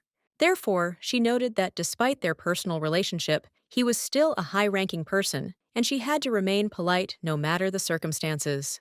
The Crown Prince remarked that she was as flawless as ever, but he said she'd been having even more headaches lately. This remark left her unmoved, and she paused to think. Rumors circulated in the capital that her ex-husband had gone to Yosin. The Duke was his friend, and therefore knew his character well, which added another layer of mystery to the situation. They said that if he bites once, he'll never let go, as if that were something insane. The prince is right. Actions of this kind always have long-term consequences. Indeed, the Crown Prince was right. The lady even wanted to praise him for his precision, but she knew she needed to wait a bit before agreeing with him. However, the Crown Prince himself showed concern for his mistress and inquired if she was all right. Despite the presence of the Imperial Knights, he was worried that they might leave. In this case, the Crown Prince did not know how the Duke would deal with the lady, since her status was now lower than his, and this complicated the situation. The lady knew this was true, and that despite her current strength, she was still dependent on her status in this world. It was important to understand how this affected her actions. If the Duke decides to use his status against her, she, as the Count's daughter, will be helpless. Only her ability to cope with adversity remains on her side. Tereya understood that she couldn't do anything in this situation. Even if she defended her position didn't allow her to compete with those of higher status. The prince explained that he hadn't meant to hurt her with his words. On the contrary, he was glad she remained the same. He even saw that she had changed, but only for the better. He was glad about her changes and saw nothing wrong with them. His concern lay elsewhere. He wanted to help her despite her difficulties because he believed in her strength. The lady was surprised and asked him again how he intended to help. The prince explained that the divorce had been made possible thanks to the influence of his father, who had helped in the situation. He added that the Duke had been negotiating with His Majesty for some time, trying to reach a favorable agreement. These deals could change a lot for her. The prince asked if she knew about Article 14, Section 8 of the Imperial Divorce Law. The lady replied that she had studied such laws thoroughly and was familiar with it. Article 14, Paragraph 8, provided a 3-year period for possible reunification after divorce. This provided a chance to rectify the situation if the parties were willing to negotiate a truce. If reunification is successful within this period, the divorce record will be expunged. This meant the divorce would be declared invalid, and past mistakes could be forgotten. However, if reunification does not occur, the divorce will be final, and future divorces will be prohibited. A sanction in the form of an administrative warning may also be imposed. Litigation related to this law is referred to an official court established by the imperial family. This strengthens the emperor's influence in such matters. Tereya realized that this sentence could be changed by the emperor himself. She realized that fate was decided not only in her hands, but also in the hands of His Majesty. According to the Crown Prince, the divorce was conceived as a kind of entertainment for the emperor himself. He viewed the situation as a game in which the emperor might be interested.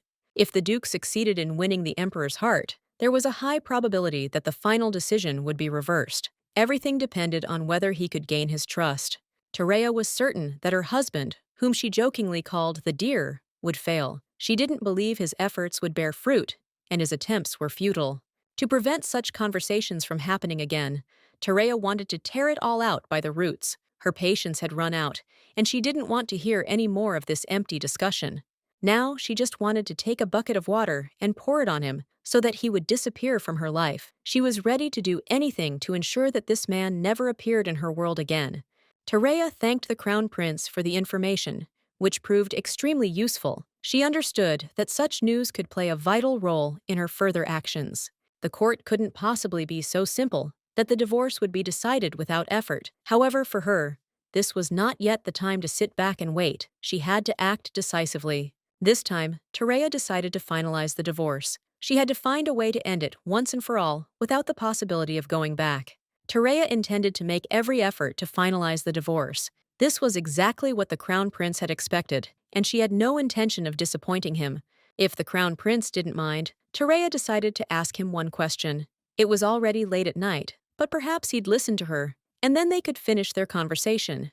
Terea wanted to know why the Crown Prince was helping her. After all, after the divorce, she was just a count's daughter to him, and it seemed like her help was pointless.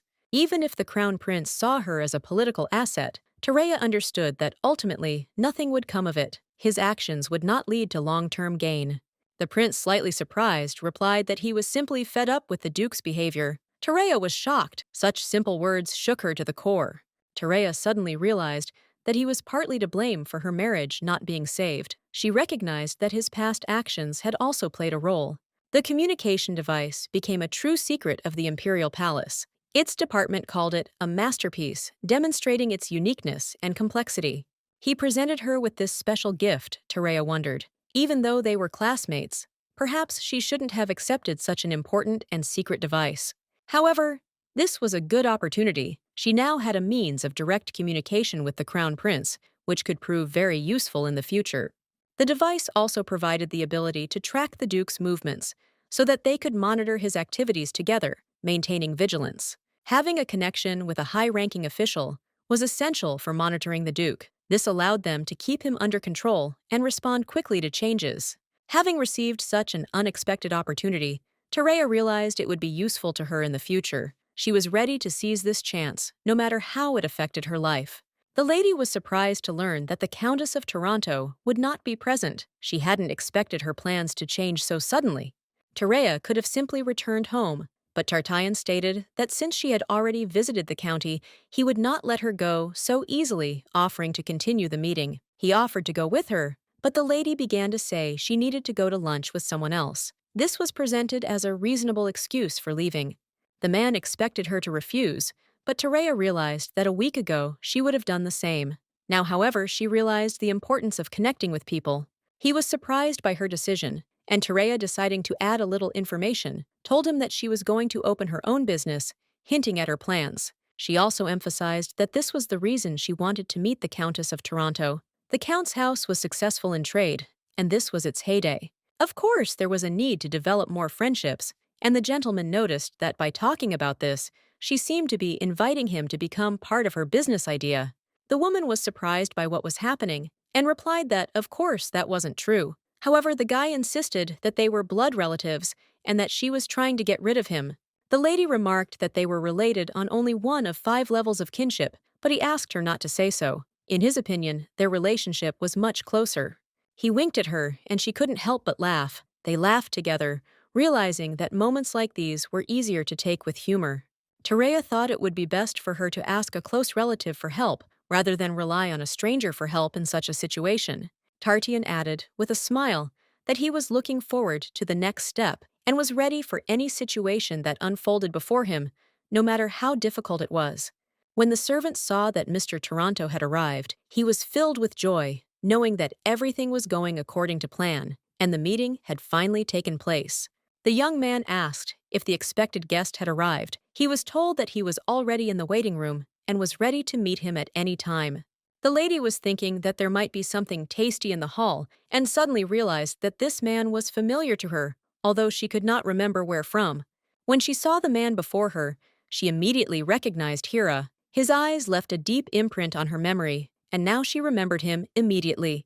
Terea couldn't understand how Tartaian had managed to become so close to this man so quickly, since just a few days ago they hadn't even met. Tartaian, noticing that the Duke had been kept waiting, apologized, but the Duke clarified that he had arrived too early and thought the expected guest stood before him. The lady introduced herself, and the Duke, although he knew her, decided to introduce himself anyway. He said she probably already knew his name. He also added that she could address him in any way she felt comfortable with, without worrying about formalities that might seem unimportant. This time he addressed her differently. I wondered if he knew about her divorce. The lady calmly replied that it would be easier for him to simply call her Lady Tareya. Tartion was surprised to learn they already knew each other, and the Duke reminded him they had met earlier in the gallery. That day he wanted to enjoy the silence and the paintings. If his behavior at the time seemed rude to her, he sincerely apologized, hoping that she was not offended and did not retain unpleasant memories. Tartion and Tareya felt a little uncomfortable when His Majesty began to kiss his mistress's hand, which was unusual and not entirely usual for them. This form of greeting wasn't accepted in the Empire, and Tareya couldn't figure out when that had changed. She remembered it hadn't been done before she left for the Empire. It was said that much had changed with the arrival of the current empress. Come to think of it, it was previously customary in the kingdom to greet a woman by kissing the back of her hand, a gesture symbolizing respect and politeness.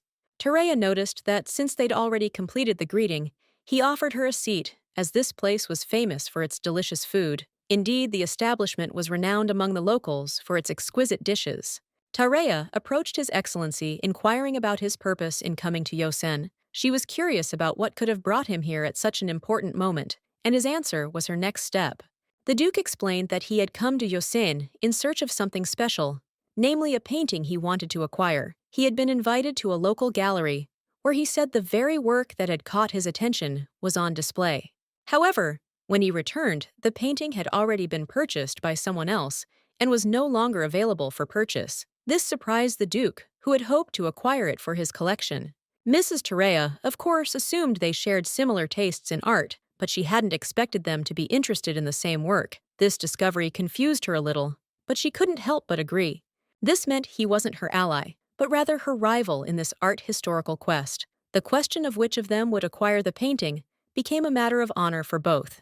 The Joseon County family has always supported artists, helping them organize exhibitions and promote their work. This tradition has strengthened galleries and local art communities, including the place where they met. Thanks to this support, Tareya easily found work in the arts. It also gave her the opportunity to be at the center of cultural events and draw attention to local talent. He couldn't defeat her, even if he used all his connections and resources. The painting would still remain hers despite all his efforts. This had been decided even before their conversation.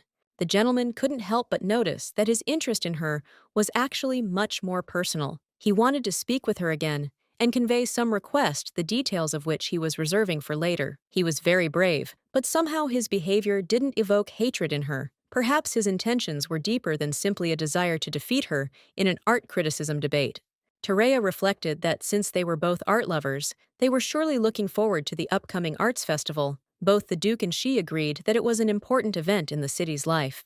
He had previously been eagerly awaiting the opening of the festival, but now having met her, the Duke was glad to see her despite all his worries. After a brief conversation, he seemed ready to give up and leave her alone.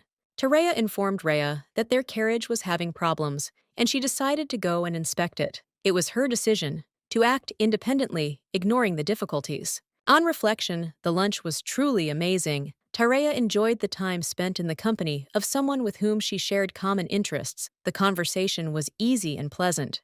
However, everything changed the moment her husband appeared behind her, suddenly declaring that he had been searching for her for a long time. There was something insistent in his voice, as if he were full of determination. He grabbed her hands, and Tareya felt her heart freeze with surprise and fear. When she looked up, Duke Dilov stood before her, a man she didn't want to deal with. The Duke spoke immediately, demanding that she listen to him. He grabbed her arm, trying to pull her away. His actions were decisive, and Tareya barely had time to comprehend what was happening. He remained steadfast, despite all her protests. What mattered was that he didn't stop and continued to insist on his own way. He seemed inexorable, as if he had never known what rejection was.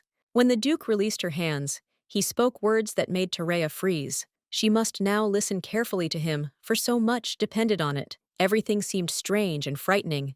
He explained that the reason for his meetings with Sarah wasn't love or romantic feelings, as she might have thought. It was all about the boy who was with her. Tareya realized that everything the Duke did was aimed at protecting this boy. He was hiding his true purpose, but now she knew that his actions were motivated by precisely that. The Duke confessed that he was the Empire's secret prince, and his primary mission had been to protect this boy for 15 years. This revelation shocked Tareya, causing her to question what was happening. Terea couldn't believe what he was saying. She screamed, expressing her bewilderment, certain the Duke had gone mad. His words sounded so unbelievable that they seemed almost like delirium. She couldn't remain silent because everything that was happening could end fatally. The Duke's statement in the middle of Yosen was like a death sentence threatening their safety and lives. However, the Duke explained that this was precisely why he had suggested keeping this information secret. He wanted her to understand the seriousness of what was happening and the importance of keeping such things secret. He explained that when the prince entered the palace, where the position of crown prince had already been established, a power struggle would begin. The empire would be divided, and everyone would strive to become the new emperor. The Duke, despite his role and importance, still sought ways to protect Terea. He wanted to shield her from the bloody power struggle that would soon erupt around the imperial court. The gifts that had been carefully prepared for Terea were promptly returned. Despite her best efforts, she was given no chance to explain her actions or defuse the situation. The divorce proceedings ended without any chance for him and Terea to resolve the misunderstanding, leaving her in an emotional vacuum. The breakup was finalized without any attempt at understanding. After he lost her, his life changed drastically. He began to experience a profound sense of loss, realizing how deeply her absence had affected him, leaving him completely alone. The void left by her departure was unbearably heavy for him. It wasn't just the absence of a loved one, but also the realization that he himself was to blame for her decision to leave. He only realized the importance of her presence when she finally decided to divorce. It was a moment when this realization led him to a deep inner struggle and searing regret. After everything that had happened, he had changed. He began to feel a strong attraction to her persistent nature, which had previously seemed too decisive to him. His view of her had now changed radically. Terea was in deep shock when she heard the words her ex-husband had just spoken. It was completely unexpected, and she couldn't understand what he meant. She didn't want to hear that he was suddenly attracted to her, because everything that was happening seemed completely absurd to her. Her head was in a state of confusion, and she couldn't understand what was going on in his thoughts. He wasn't interested in Terea as a person. He admired the new woman, who now inhabited the girl's body. This was absolutely not what she expected to hear, and she couldn't accept it. The thought that space travel could be part of her new life just flashed through her mind, but the thought was instantly overshadowed by the reality of what was happening in her personal life. Even if he was the lowest and most terrible person in the world, his only desire was to express his sincere pity and try to atone for his guilt before her if she would forgive him even a little. He knew that if she didn't accept him, he would do anything to convince her to come back to him. All he could do was try to bring her back into his life, despite all the mistakes of the past. She couldn't believe that this look was an expression of remorse and a desire to atone. To her, it was simply a gesture of desperation, which she was unwilling to accept, not believing in the sincerity of his intentions. If this had been that moment for Terea, if she could have felt his pain and anguish, she would have believed him, but now she felt nothing but disappointment and emptiness in his words. Seeing her husband continue to see his mistress, Terea felt her soul dying. As a duchess, she suffered daily, witnessing this merciless process of destruction of her life. She was different. When he said he was going to make amends, he didn't know that her feelings wouldn't change, and that he could try as much as he wanted, but his attempts would be in vain. There's no other Terea in this world who could be the object of his atonement. That's why she said he could try, but the outcome wouldn't change. He could try the courts use any means necessary, but she had no intention of reconciling. She had no intention of returning to him, no matter his efforts. Even if he prays and cries for hundreds of days, there will not come a single moment when she will forgive him, because she cannot forgive in the name of the real Terea. In the end, he felt regret, but even if his intention was to clear up the misunderstanding, she didn't think he should reveal information about the main character of the work. On the one hand, this could be seen as a betrayal, since someone could hear, and this could influence further events, but she preferred to leave it without comment.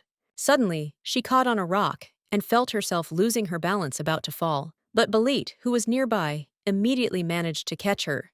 When she saw him, she was in complete shock. She thought he had left, but his presence wasn't the only surprise. He was smoking. This confused her. She thought he'd left and didn't expect to see him again, especially with a cigarette. But she soon realized it wasn't just cigarettes, but something more important and connected to his illness. The gentleman noted that these weren't cigarettes, but some other object he used Because of an illness, Belit was forced to use it to cope with an ailment that was affecting his breathing. He had an unpleasant illness that sometimes caused him to become short of breath. Despite its presence, he continued to use this remedy to alleviate his condition. While he was using this item, he decided to briefly observe the lady and her ex-husband, who was passing by. He saw them interacting, but he didn't know what they were talking about. Tereya wondered what Belit might have seen during this time. He'd likely been observing her and her surroundings, but he didn't know the full truth about her relationship with this man. He couldn't hear their conversation and didn't know what they were talking about, but right now she felt it was better not to look back so as not to show her vulnerability. It seemed as if the person she disliked was still around. This fact troubled her, although she knew there was nothing she could do about it. He thought she didn't want to see him. She hesitated, unsure how to react to this situation, as it was difficult for her to be around him. She noticed how Duke Dilof's eyes were full of menace when he spoke of atonement, and she realized that his words concealed not only reproaches, but also the intention to gain her forgiveness. He looked as if Tereya continued to resist, he would still get his way, even if he had to resort to threats to do so, as if that was the only way he could get her. Tereya tried hard to remain calm, pretending that she wasn't afraid despite the pressure she felt and everything happening around her. However, if he had acted even more aggressively, and if there had been no one around to stop him, the situation could have become dangerous for her. Belit believed that all ladies needed help, but Mrs. Tereya noticed that she didn't actually need help, but something completely different. Then Belit tried to change the approach by asking her a different question, and asked what exactly she did not need to receive at that moment. Tereya replied that she actually needed an umbrella because the sun was shining very brightly, and it was starting to blind her eyes, making her feel uncomfortable. Although he didn't have an umbrella, he offered her an alternative. He could help her instead by shielding her from the sun with his hand, which would make the situation easier. If she took him up on his offer and walked like that next to him, perhaps the light wouldn't be so blinding to her eyes, and she would feel better. Tereya thought that this proposal was too close, so she felt a little embarrassed, because such close contacts made her feel awkward. She noticed that his eyes were unusually expressive, and in their depths, there was a shadow like a reflection of the early summer sun.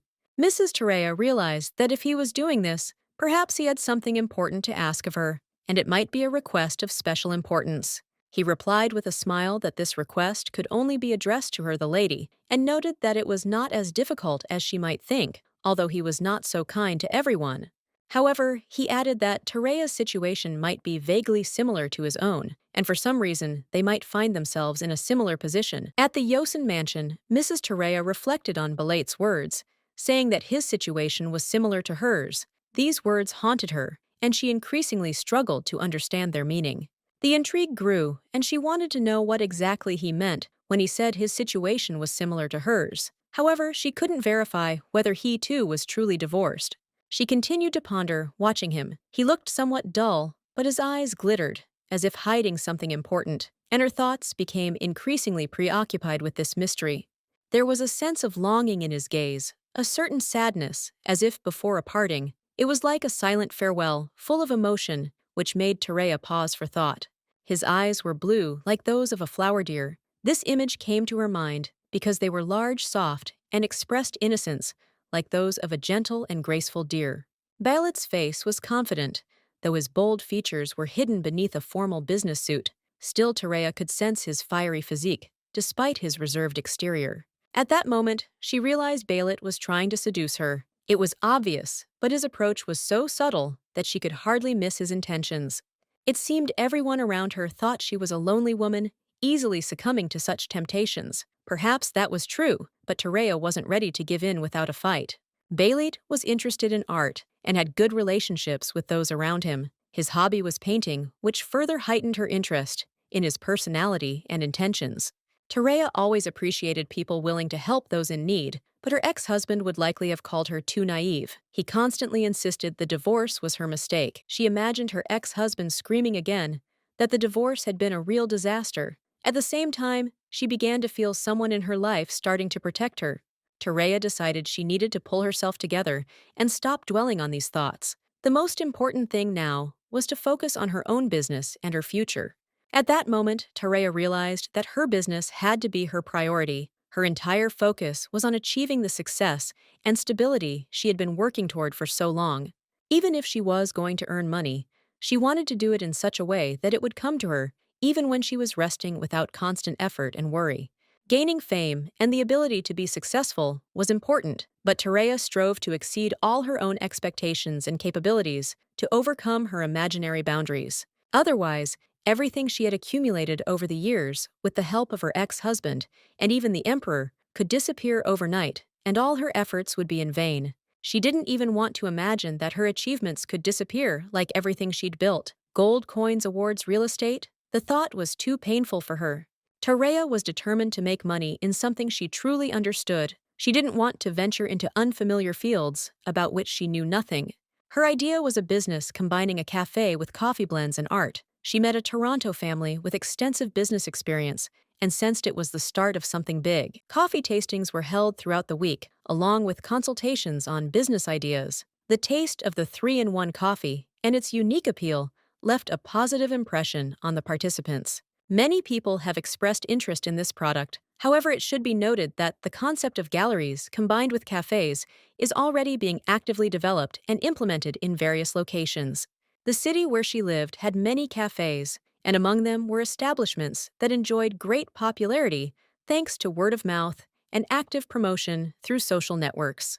She acknowledged this as a noticeable trend, but in the world of social media, such parties could be organized by absolutely anyone, as these networks are easy and accessible for any organization.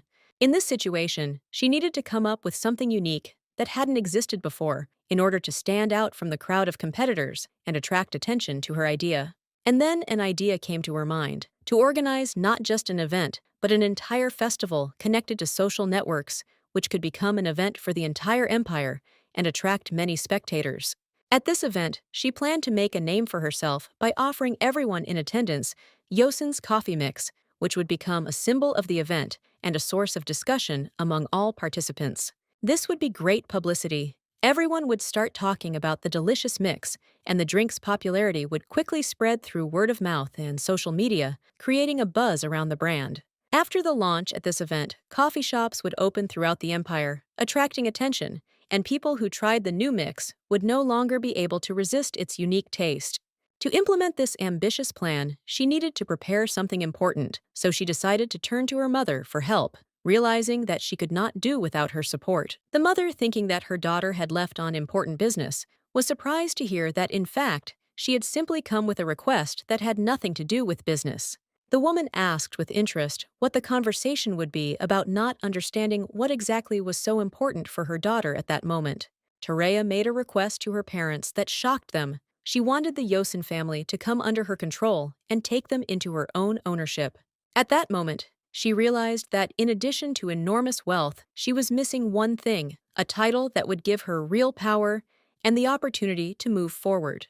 The parents were completely stunned by her request, not expecting their daughter to take such a decisive step that could radically change their lives. Tereya doesn't see divorce as something bad or shameful. For her, it's just a part of life, but she understands that others might feel differently. Some might judge her choice and see it as a flaw.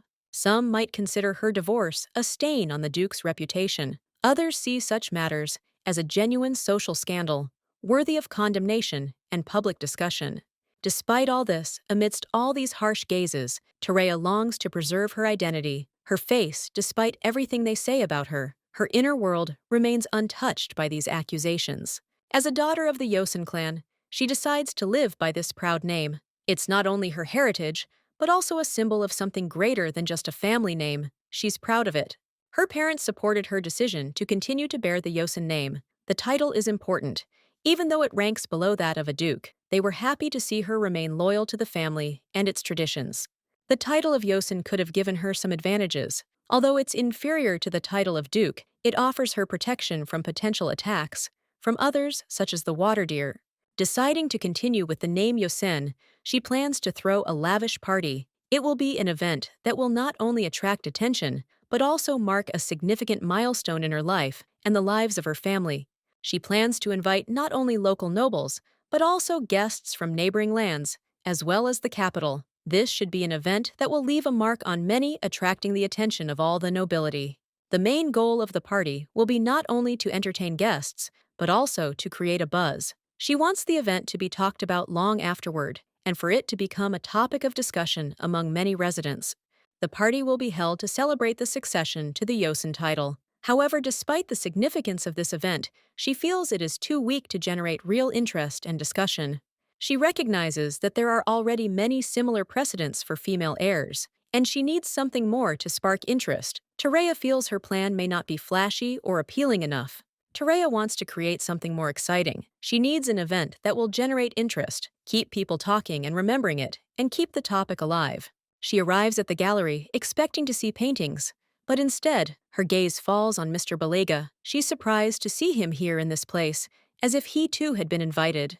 The lady greets him, surprised to see him again in the gallery. It seems strange to her, but perhaps it's just a coincidence, albeit a very curious one. However, the man notices that this is no coincidence. He was waiting for her here in this gallery because he has long been interested in her and wants her to understand it. Tareya was taken aback by his words. She was struck by the way he looked at her, as if he were genuinely interested. Her heart sank in surprise. He wasn't just being kind, he saw something more in her. She dismisses his suggestions, saying she's not interested. However, he decides to approach her and bluntly tells her that she should view him as her future lover.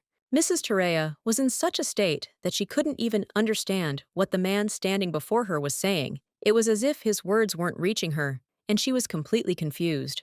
The young man noticed that his words had come as a complete surprise to her. He decided to explain what had prompted his interest in her personality and why he had become so attentive to her. It may seem like an act of arrogance, but with his considerable talent and high status, he believed that he knew almost all the information except for one small fragment. In his profession, gathering information wasn't just a job, but a part of his daily life. However, recently, his abilities encountered an unexpected obstacle he couldn't overcome. The painting he and Tareya saw together became a true mystery to him. Despite a thorough search, he couldn't find a single useful detail that could reveal its origin. The artist's name remained unknown, as did his origins. There were no records of contacts, and the work itself left no traces that could help solve its mystery. The only clue left was the gallery where the painting hung. However, the gallery's owner, a viscount, refused to say anything, and this lead proved fruitless. The only source of information about the artist was now Lady Tareya. She could reveal all the secrets of this painting, but only if she was willing to share her knowledge. What's beyond even his reach? The key to the mystery lies in the hands of Lady Tareya. She shares his passion and finds herself in a similar situation, making her extremely intriguing to him. The elegant and bold Lady Tareya caught his attention. She became a mystery to him, and now he was ready to do anything to get to know her better and understand her true intentions. Tareya often wondered about the strange behavior of the men around her. She couldn't understand why they all seemed to be trying to express their romantic side in the same way. It was a mystery to her.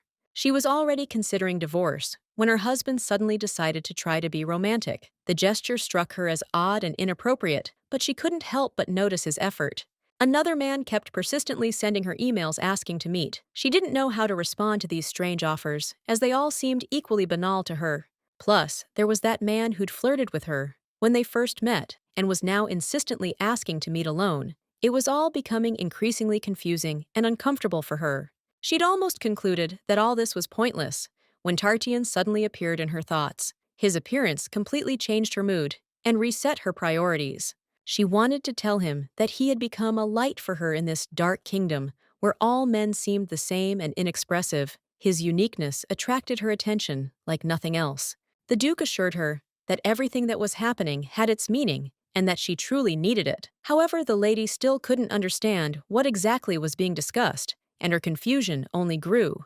Tareya realized this man was ready to help her. He could limit her ex-husband's reach and act as a barrier between them, thereby creating the necessary space for her life. In the end, he turned out to be the perfect cover for her. If she wanted, they could even play lovers to protect her interests and ensure her safety.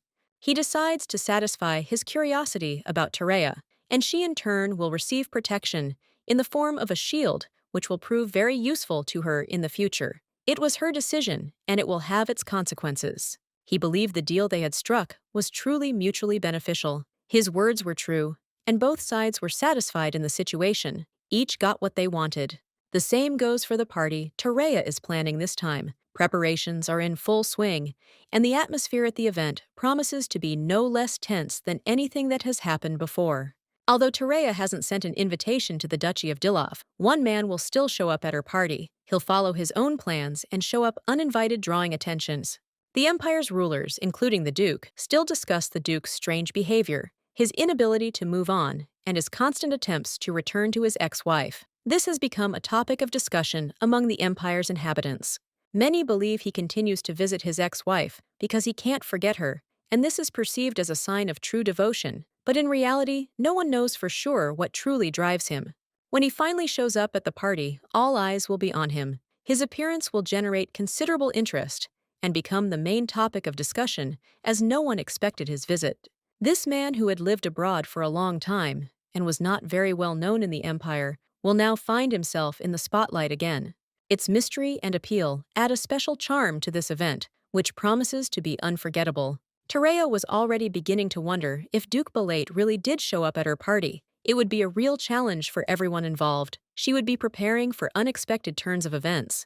The guests' attention will be divided between the two prominent personalities, and talk about who is organizing such an important party will become the main subject of debate. Finally, everyone will find out who the party's organizer is. It turns out to be the former Duchess of Dilova, but her relationship with her ex-husband was long in the past, and her current relationship with another duke will come as a shock. This unexpected turn of events looks like the script for a wild drama that could leave everyone in shock. Every new discovery leaves heads spinning, and no one can predict what will happen next. The lady appears pleased with the decision and agrees to accept the offer. Her confidence that everything will be all right seems unwavering, even as her relationship with the heroes becomes increasingly complicated.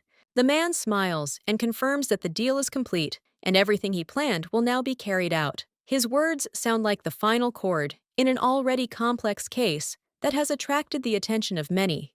Their mere presence at the party is a real event, and it doesn't go unnoticed, especially considering the two dukes are embroiled in a love triangle that's increasingly attracting viewers and discussions. The party promises to be as popular as the Duchess's divorce trial, but being open about their relationship in public, let alone revealing that they are in a relationship, is becoming increasingly dangerous. Rumors will soon begin to circulate behind Tereya's back. People will say that her relationship with Duke Dilov began long before the official divorce, that they were secretly dating. Some will start spreading rumors that things didn't work out with Duke Dilov, and so to avoid loneliness, she immediately switched to another duke. Of course, public opinion won't help her, especially if she loses the annulment and divorce case. Everything will be decided only in court. Tereya needed to come up with a suitable story, because in a noble society based on arranged marriages, there are always those who seek true love and passion. Based on the clichés often used in novels, she had no doubt that there would be no reputational problems if her story touched people's hearts and resonated with them. Her task was to negotiate with Beleg. She couldn't wait any longer, so she asked the coachman if they would arrive soon, as he had stopped the carriage unexpectedly. The man noticed someone stopping near their mansion. This was odd, and Tereya decided to see who it could be at such a late hour. She glanced out the window in surprise and saw the Marquise of Clétier's daughter standing outside the mansion. It was an unexpected encounter, and the girl clearly had some important business. Tereya decided to go out to see her. The Marquis's daughter immediately apologized for arriving so late. It was quite unusual, but she apologized. The girl's shoes were simple and low, suggesting she likely walked unable to reach the carriage. This looked odd and a little disconcerting. It was the same last time this girl had no carriage, no servants, no knights, which spoke of her very humble status. This was clearly noticed. If there had been an official invitation or request for a visit between the families, a carriage would probably have been sent, but that didn't happen. The girl's arrival was unexpected. The girl admitted that her actions, of course, looked shameless since they had met only recently, and she knew that she could cause displeasure in Tereya. However, she had an urgent request that she couldn't ignore. She came to Tereya specifically hoping for her help and was ready to explain her intentions.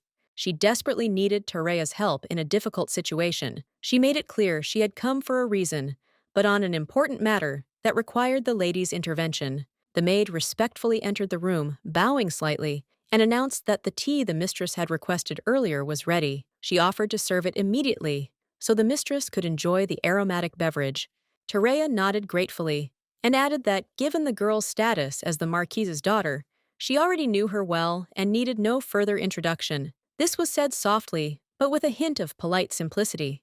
Then, slightly embarrassed, Terea asked him not to be offended by her directness. She explained that she was interested in the girl's visit to their mansion. Her voice was firm, but not harsh, conveying a genuine desire to understand the situation. The girl looked closely at Terea, her face calm and her gaze confident. She said she saw no reason to hide anything and was ready to tell the whole truth without concealing even the slightest detail. The girl explained that not only her personal honor was at stake, but also that of her entire family. For this reason, she felt it necessary to disclose all the details of what was happening, despite the potential risk. Having warned her that her story would take a long time, she asked Terea to be patient and listen to the very end. Her voice was sincere and convincing, inspiring trust. At that moment, her appearance changed dramatically. Gone was that timid look, like a puppy caught in the rain. Now before Terea stood a mature, determined woman, confident in her words and actions. Terea recalled their first meeting. Back then, the girl had struck her as a straightforward person with an iron grip. She always said what she thought, which was unexpected for such a noble woman. It turned out the girl belonged to one of the empire's most prestigious families. She shared a story about her time in the kingdom, where she met the man for whom she agreed to marry. This man turned out to be a prominent member of the Presidium of the Alchemist Society. Their first meeting with Baron Baylor seemed like a sign of fate, an accident that would change her life forever. Baylor remarked admiringly that only a remarkable individual could have created such a stunning alchemical formula. He hadn't expected its creator to be such a beautiful and intelligent girl. He offered to discuss alchemy in more detail if she didn't mind. His words conveyed genuine respect for her talent and a desire to get to know her better. After he came to the kingdom on business, his interest in alchemy intensified. He chanced upon a conference and found more common ground with her than he could have imagined. Their shared origins from the same empire became the basis for long conversations. Their shared interests developed into a warm affection, which marked the beginning of deeper feelings. Love flared up quickly. Like dry grass on a hot day, something special blossomed between them, something they both treasured and tried to cherish, despite the circumstances. Soon, they had their own, albeit secret, engagement ceremony. For them, it was more than just a formality. It was a symbol of their love and devotion. For now, they decided to keep their engagement a secret. The Baron promised that as soon as they returned to the Empire, he would make her a formal proposal worthy of her status. The girl couldn't hide her delight. She admired his determination and willingness to break the rules for their happiness. Her love for him only grew. As a sign of her love and trust, she gave him a family heirloom, a dress that had been passed down through generations in her family. It was a symbol of their special bond. Despite her attachment, she continued to lead a modest lifestyle. She covered all her tuition and living expenses in the student dorms at the university in the kingdom. They spent 3 years together, savoring every moment of their happiness. It seemed their love was unbreakable and would withstand any trials. But Terea couldn't understand what had gone wrong. A girl from a prestigious family, one would think, should have known where such decisions would lead her. The truth turned out to be bitter. For 3 years, he'd been leading her on, pretending to truly love her, but she was naive. She'd given him jewelry, a house, and money. Anyone who found out would immediately realize he'd been sucking everything out of her like a mosquito. Terea reported that there had been no news from him since his return to the Empire. His sudden silence troubled the girl, as she couldn't understand the reason for such a sudden change. Terea often wondered about the fate of the relic he had taken with him. Questions about why he wanted it and what might have happened to it haunted her. Their different statuses and strict family rules made open communication impossible, but despite this, Raya, being in love, sought ways to learn at least something about him. One day, Terea overheard that he had come to Yosin on important business. However, it turned out he wasn't alone, and this news surprised her even more. Upon hearing this, the girl decided to take action. She didn't hesitate and immediately decided to go to Yosen to find out for herself. While packing, she discovered that the relic wasn't the only thing missing. Her suspicions grew when she realized that even more important items were missing. The notes detailing the alchemical methods she had been developing for many years disappeared. These materials were invaluable and could have made a significant contribution to the advancement of science. Trying to understand how this could have happened, she thought about the situation again and decided to ask again to clarify the details. The girl explained that her notes were of great value. If used properly, they could bring enormous benefits to the imperial family. In monetary terms, the sum would be enough to cover the expenses of a large estate for 6 months. After conducting an investigation in Yosin, Tareya discovered that Baron Balor was engaged to the daughter of another viscount. Moreover, this engagement had taken place nearly a year earlier, which was a real blow to her. Miss Tareyu invited Raya to come closer, and slightly bowing her head, asked if she was certain the events had occurred a year ago. After all, at that time, they had enjoyed a warm and trusting relationship. Raya was a little taken aback by this question, but the lady, noticing her confusion, confirmed her words. Her voice was sincere, and she watched the girl's reaction, slightly embarrassed by the reminder of the past. However, inside Tareya was seething with anger directed at the Baron. She knew of his actions that had left her disappointed and betrayed. This anger filled her gaze and strengthened her resolve. The Baron, for his part, verbally asserted that status was of no importance to him. However, deep down, he held a different opinion. His hypocrisy was glaring to anyone who could read between the lines. In fact, he believed the Marquise would not approve of their relationship. A fear of judgment and rejection was ingrained in his mind, causing him to waver between his own desires and public opinion. While aware of the risks, he was still afraid of open confrontation. Fearing the loss of such a rare woman, he chose cunning and decided to exploit her feelings regardless of the consequences. Meanwhile, Raya announced that the Baron would be attending the upcoming party in Yosin. She was certain a confrontation with him was inevitable, which only increased her tension. Realizing her plans required support, the girl approached the lady and asked for help in getting to the party. She believed that only in this way could she resolve her internal issues. Raya spoke with sincere hope, assuring her that she didn't expect much from her mistress. A single invitation would be enough for her to fulfill her plan. Her gratitude would be boundless. Tareya, keeping her emotions in check, asked the lady a direct question. What would she do if she were to meet this man again? Her voice betrayed her inner turmoil. To this, the lady replied that she didn't know what she would have done. She admitted that 4 months had passed since those events, and the situation still remained unclear to her.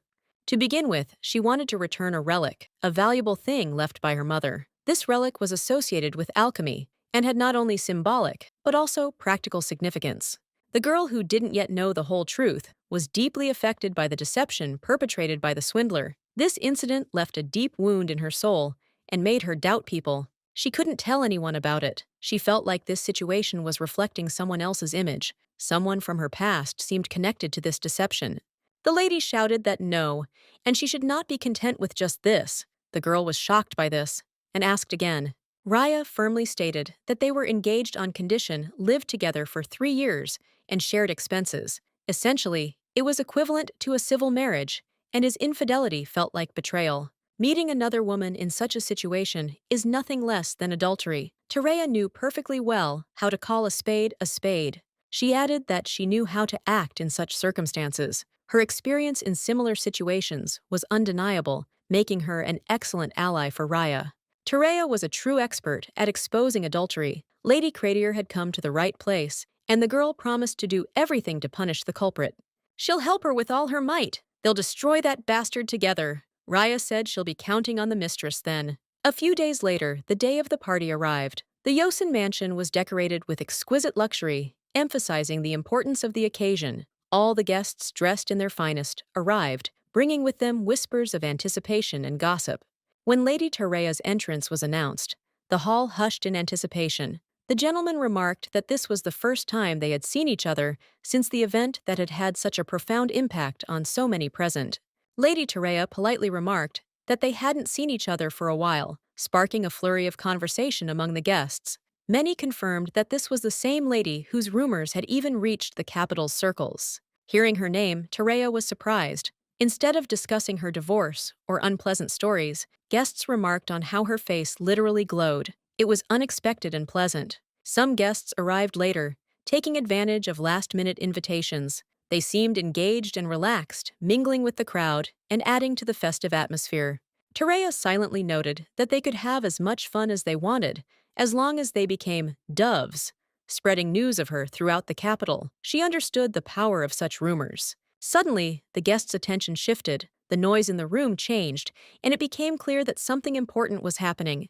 Parties in the empire always followed strict rules, including the order of guests' appearance according to their titles, and now the hall awaited the arrival of yet another important figure.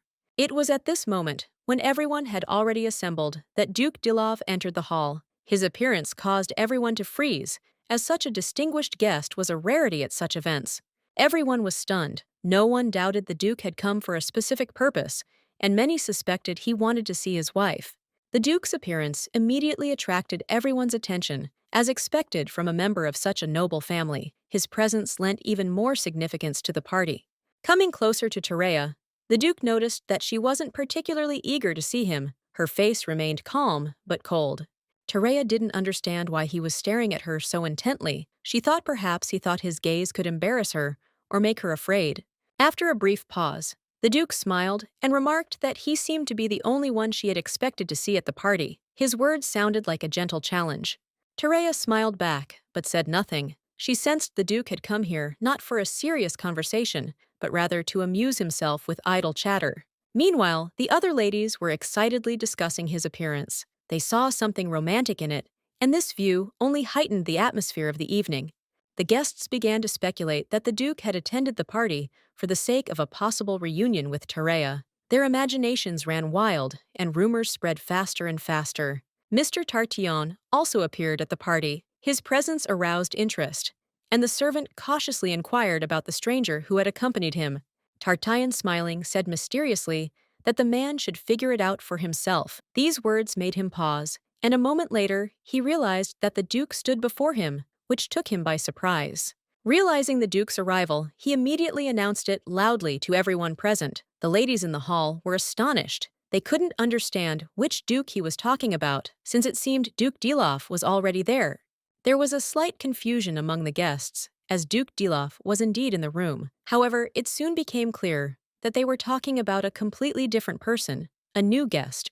Tereya, hearing this, visibly perked up. She immediately recognized the man who had arrived as Duke Enoch Vigor Baleg, whose appearance had been a real event for her. This man turned out to be her trump card, prepared for the crucial moment. However, Tereya's ex-husband was confused. He couldn't figure out what the Duke was doing there, since he usually conducted business abroad. Tereya instantly knew she had to go over and greet him. She realized how important it was to establish a connection with this man, who would now play a significant role in what was happening. Looking at the Duke, she noted to herself how strange it was to see such an influential man in such a remote place. His presence here seemed a real mystery. Tartillon, noticing what was happening, approached to greet the Duke as well. He did so with a casual ease, addressing him as an old acquaintance. Tereya curiously asked the Duke what he thought of the situation. It was their first official meeting, and she was curious to hear his opinion of the place they found themselves in. The Duke introduced himself with dignity, giving his full name, Enoch Vigor Baleg. His voice was confident and impressive. Tereya, introducing herself, admitted that she had heard of his arrival in the city. She expressed genuine joy at meeting him, and couldn't resist asking how he had ended up in this place. During the conversation, she suggested that this moment be their official introduction. It was decided that their first meeting should be dignified and memorable. A friend of Tereya's drew special attention to the Duke, promising to do everything possible to ensure the meeting was as comfortable as possible. He admitted that while discussing business with the Duke, he immediately thought of her. As a sign of respect, and as a gift, he decided to invite the Duke to the party. Afterward, he asked Tereya with a smile how she liked his surprise, trying to gauge her reaction. Tereya, realizing her brother's cunning, noted that he, as always, had proven himself a true fox. However, she urged him not to go too far, maintaining a reasonable balance. At the same time, Tartillon didn't miss the opportunity to take advantage of his own interests. He cleverly emphasized the business aspects of their collaboration with the Duke, trying to present himself in a favorable light. Thanks to his position and connections, he even boasted that he was able to invite the Duke to a banquet organized in honor of his beloved younger sister, which finally attracted the attention of those around him. This was also intended to enhance Tartillon's value. The Duke was confident that his actions were well thought out and would produce the desired effect. His strategic acumen was evident in every step, and it could not go unnoticed. He hoped his efforts had been appreciated and expected to hear praise. His gaze expressed cautious optimism, as he had put in a lot of effort to ensure everything went perfectly. The lady realized the Duke was more like a faithful dog than a cunning fox. Behind his charisma and courage lay an unexpected sincerity that even amused her a little. Suddenly, unexpected rumors began circulating in society. Ramto was doing business with the Duke of Balait. No one could have imagined such an alliance, as the Torontos were considered a leading trading family. Everyone knew that the Toronto lady showed special care for her relative, Lady Terea. This support was evident to all, and an aura of respect and trust surrounded their relationship. It seems Terea and Toronto's son have developed a particularly warm relationship. Their closeness provided an opportunity to divert attention from the deer incident, which had recently been the talk of the town. The operation was a success, and the lady couldn't hide her joy. She felt a sense of satisfaction with how everything had turned out, and a small sense of victory smoldered within her. However, a surprise awaited her immediately afterward. The Duke suddenly addressed her with a very bold gesture. The lady was shocked, as they hadn't discussed anything like that. The Duke took her hand and, without hesitation, kissed it. This act horrified the lady. She couldn't believe that such a thing was happening right before everyone's eyes. Her confusion was shared by the crowd. Everyone present was clearly shocked. The lady tried to comprehend what was happening and figure out what exactly the Duke was up to. Coming closer, she asked him point-blank what he was doing and how he dared touch her so openly. Her voice was firm, but there was a hint of confusion in it. The Duke replied that there was no need to worry. Everything he had done had been deliberate. He had noticed the lady's piercing gaze and had decided to live up to her expectations, even if it seemed reckless. The people around began to animatedly discuss the Duke's actions. Everyone wondered what he would do next, as it was already clear he had kissed his mistress's hand. This gave rise to much speculation and gossip among those present. Terea, sensing the general interest, decided to ask the Duke what steps he planned to take next. Her voice rang with curiosity, mingled with a hint of wariness. The Duke calmly replied that she shouldn't worry. He intended to wisely distribute the attention he had attracted in accordance with her wishes. His confidence clearly made an impression. He then headed toward Countess Yosin and her husband, who were still in a state of mild culture shock. They clearly hadn't expected such attention from the Duke. Duke Balag smiled and thanked the counts for their hospitality. Even though his presence had been unannounced, his politeness could not go unnoticed. As a sign of respect, he even kissed the hand of Terea's mother, which made her father feel a little jealous. The gesture was so unexpected that it even embarrassed the lady herself. The Duke, as if jokingly, remarked that equal attention was required of him and kissed Father Terea's hand. This gesture evoked smiles, but also caused everyone a bit of confusion. The couple greeted the Duke with restraint, both blushing visibly. It was difficult for them to hide their embarrassment at such an unusual greeting. They thought the Duke might do something even stranger, but in the kingdom, kissing the back of the hand is simply a sign of respect, even if it seemed overly formal. Now it became clear to everyone why the Duke had done so. However, despite the ordinary nature of the gesture, many somehow found it slightly romantic in this context.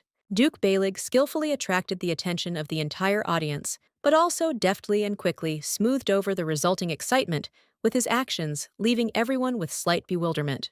Terea suddenly realized that the Duke wasn't just a diplomat, but also a master of situational management. His demeanor resembled the deftness of an ice cream vendor, holding everyone's attention until the very end. Her gaze darted around, searching for one person, and soon she spotted him in the crowd. This was important, because he was the one who aroused in her a mixture of curiosity and anticipation. The gentleman had no idea the lady knew about him, and Terea calmly declared it was perfectly natural. Her words sounded casual, yet hinted at hidden knowledge. Terea's attention was drawn to an alchemical elevator device brought by the Baron Yosin. As a tourist town with numerous hotels could profit greatly from such inventions. In recent years, alchemical elevators have begun to be installed in buildings higher than 3 stories, making them increasingly popular. This device undoubtedly had significant potential. Lord expressed surprise, noting that such things rarely interested women. His remark sounded more like a compliment than a reproach.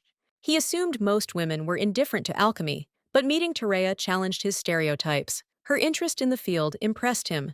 Terea, listening to his speech, could barely contain her irritation. She couldn't understand why this man constantly talked about women, failing to notice that alchemy was also being practiced by members of her own sex. The western side of Joseon is currently undergoing active development plans, call for the construction of a large residential complex, which will require a large number of equipped spaces to meet growing demand.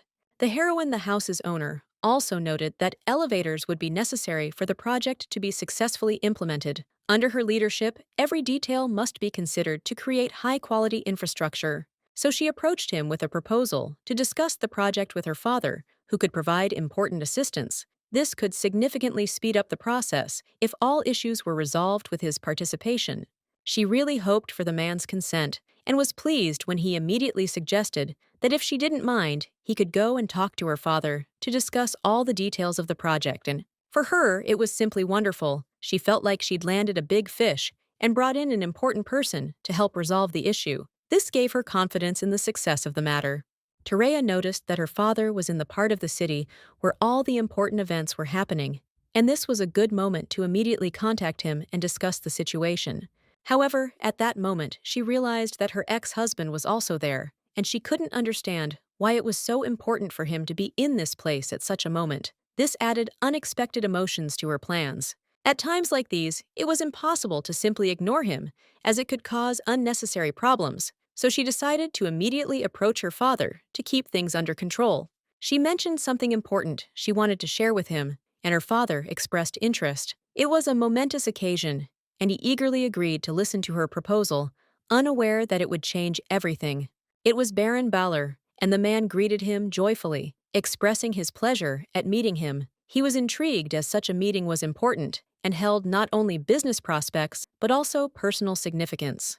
The man, sensing the gravity of the moment, remarked that it would be a true honor for him to meet gastritis that evening. However, her ex-husband, noticing the oddity of the situation, couldn't help but comment that it was amusing. This was the first time that someone had greeted another person in such a manner while standing right in front of him. The man was terrified to see His Excellency the Duke and began to apologize for his rudeness. Realizing his behavior had been a mistake, he tried to rectify the situation, but this only made the moment more bizarre. He reminded them that he had already greeted the Duke when he first arrived, but that didn't help calm the situation. Everyone sensed that the situation was becoming increasingly confusing and demanding clarification. The Duke calmly noted that his presence was so inconspicuous that the man barely noticed him. This added even more tension to the situation, and it spiraled out of control. The Lord was completely confused, not understanding what was happening. The mistress was shocked by what her ex-husband had just told her and couldn't understand how everything had gotten so confusing. She couldn't understand why her ex-husband and the Duke had suddenly started arguing. It was absurd and strange, but she decided she needed to sort it out to avoid losing control of what was happening. At that moment, Duke Beleg approached them and, noticing their conversation, remarked that the topic under discussion seemed quite interesting. This calmed the situation somewhat, but everyone understood that questions remained. The lady was surprised when the Duke approached and thanked him. This added a touch of strangeness to the overall atmosphere of the meeting, which increasingly resembled a performance. The Duke, expressing respect, offered the Count a glass, symbolizing his readiness for further conversation. This gesture was an important sign of attention, emphasizing the respect and status of all present. The Duke, noticing the increasingly tense situation, asked if Duke Dilof would like a glass of wine as well. It was a way to smooth things over and bring the conversation back to a more relaxed tone. However, the Duke, controlling his emotions, declined, noting that he had no reason to accept anything from the other. This demonstrated that each participant in the meeting had their own limits, and the conversation continued to develop in an unpredictable direction. Violet said perhaps he shouldn't get involved, then drained his glass, coldly feigning indifference. His words were fragmentary, but the message was clear. He had no intention of interfering. The lady was absolutely delighted. Her admiration was genuine, for Violet truly knew how to impress. He always had a talent for maintaining the atmosphere, managing to remain both reserved and expressive. Dilof noted that this was the first time in a long time that Duke Belet had appeared in the Empire. The event was significant for everyone present, as Belet rarely appeared in public. Belet was already holding out his glass and seemed ready to approach the unfamiliar family members. His gesture wasn't simply polite, but rather a demonstration of intent, though it remained reserved and calm. He himself noticed that he hadn't greeted him properly. He'd heard from conversations that the Duke had recently married, which had affected his perception of the situation. He was somewhat perplexed by this. The Duke replied that he wasn't the subject, and Balait immediately apologized. He explained that the word outsiders had been ambiguous and could have been interpreted differently than intended. He added that perhaps the expression was misleading, as if referring to one's own family members. Only someone familiar with the nuances of communication could have grasped this misunderstanding. The Duke was clearly indignant and asked if Duke Bullet had been deliberately trying to provoke him. His tone was sharp, and his eyes flashed with displeasure at this unexpected and perhaps innocent mistake. But the gentleman, in turn, replied that he had in no way intended to offend him. He suggested that the ballet might have been influenced by the recent gestures of kissing his hand, which had made him nervous. The Duke replied that if he had said so right away, he could have kissed his hand right then and there as a sign of reconciliation. The words were played with humor, but their meaning remained serious and direct. Balait extended his hand to Duke Dilof, which immediately startled him. It was a gesture he hadn't expected, and the reaction was entirely natural for such unexpected occurrences in human interactions. It was at that moment that a phrase was born that would long remain etched in the memories of the party's guests. The atmosphere grew tense, and Balait's words took on unexpected weight in the context of the proceedings. The lady was absolutely delighted, for Balait had truly unleashed his full potential. It turned out he could not only be cool-headed, but also demonstrate unusual audacity. Tereya didn't expect anyone in this world to be able to give her ex-husband a better haircut than the Emperor had. This man turned out to be far more skilled than she could have imagined. The moderate conflict between the dukes focused everyone's attention here, creating the impression that events were unfolding in the very center of attention, and all eyes were on this moment. Tereya had a wonderful time, having thoroughly prepared for all the activities planned for the day. Everything went according to plan, and she felt ready for the upcoming events. Finally, the moment arrived, when all the entertainment prepared for this day was about to begin. Tereya headed toward her father to take the next step in the event unfolding before her.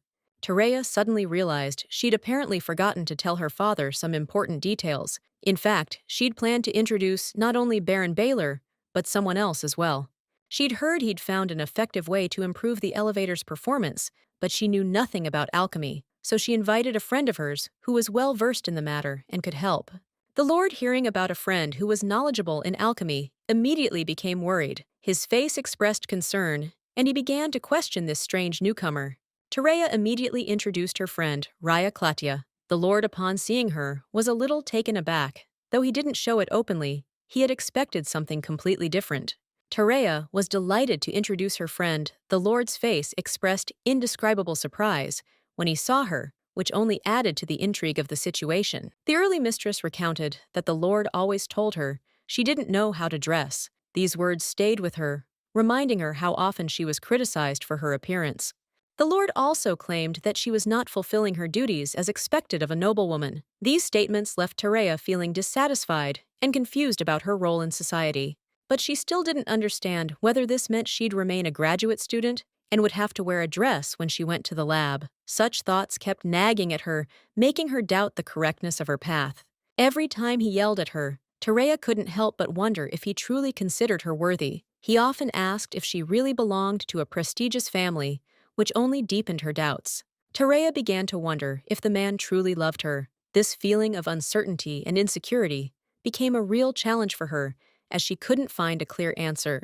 These thoughts began to trouble Tereya, and she couldn't shake off the feeling of sadness. Her mood darkened slightly, and she felt a slight melancholy consumed by memories of the past.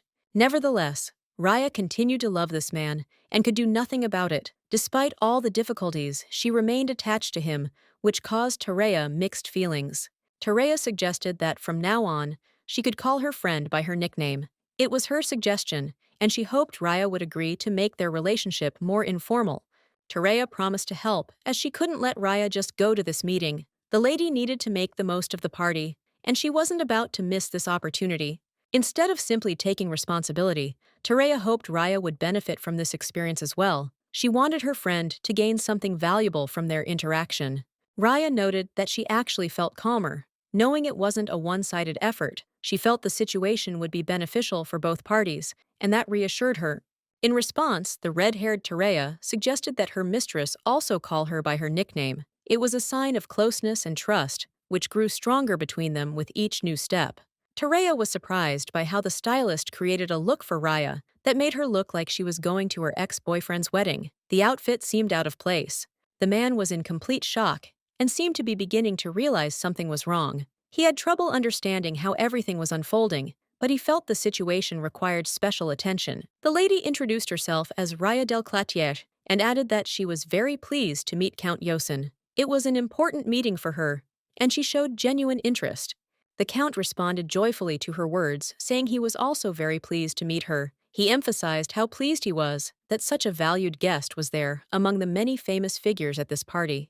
He noted that the young ruler of the empire was present at this event, adding significance to the party. The evening promised to be amazing and full of important encounters. Also present were the Duke, who had not been to the empire for a long time, and the Marquise's daughter, who was studying abroad. These personalities promised to liven up the atmosphere and add interest to the event. Terea couldn't believe all these famous people had gathered in one place, and it was a real surprise. She hadn't expected such a combination of people in one space. Terea spoke admiringly of Raya, emphasizing that she was an exceptional talent and was studying at the Royal Academy's graduate school. Her achievements in alchemy were simply astounding. She added that Raya would be happy to offer advice on Baron Baylor's invention, but Raya herself modestly demurred, saying she shouldn't be so praised. She still had much to learn. Nevertheless, Raya was intrigued to know what exactly Baron Baylor had created. Her curiosity piqued, and she asked for an explanation of the details of his invention. The Baron was perplexed, unable to understand why Raya was acting as if she didn't know him. He assumed she might have forgotten him, but he didn't know what exactly had prompted this behavior. However, he was grateful that Raya was reserved and did not reveal unnecessary details, as he preferred to keep everything secret, as was usually the case for him. Regarding the device created by the Baron, it was externally similar to previous models, but differed in that it used a new propeller enhanced by a unique spell. The more engaging the story, the more it evolved, building intrigue and captivating attention. The introduction of all these interesting characters eventually became an integral part of the narrative. This moment, when the Baron began to tell his boring stories, seemed to be part of the development of the whole story, adding elements to the plot that in essence revealed the personality of each participant. Terea asked the lady's opinion and asked for her expert opinion on what they had discussed. She was very curious to know what a more experienced person thought about the situation. The girl noted that she was interested in the idea of using such technology solely for an elevator and was a bit taken aback. However, if she were to do this, she would approach it completely differently in her own style. The man laughed and noted that she likely didn't know the method they were discussing was still in development. He planned to gradually develop it and implement it in the future once it was ready.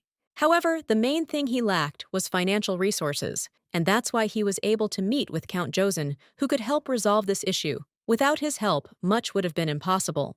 The woman amazed him with her achievements, which was surprising as her success in such a complex field as alchemy was far from typical. She had already been able to study alchemy abroad, which was a great stroke of luck.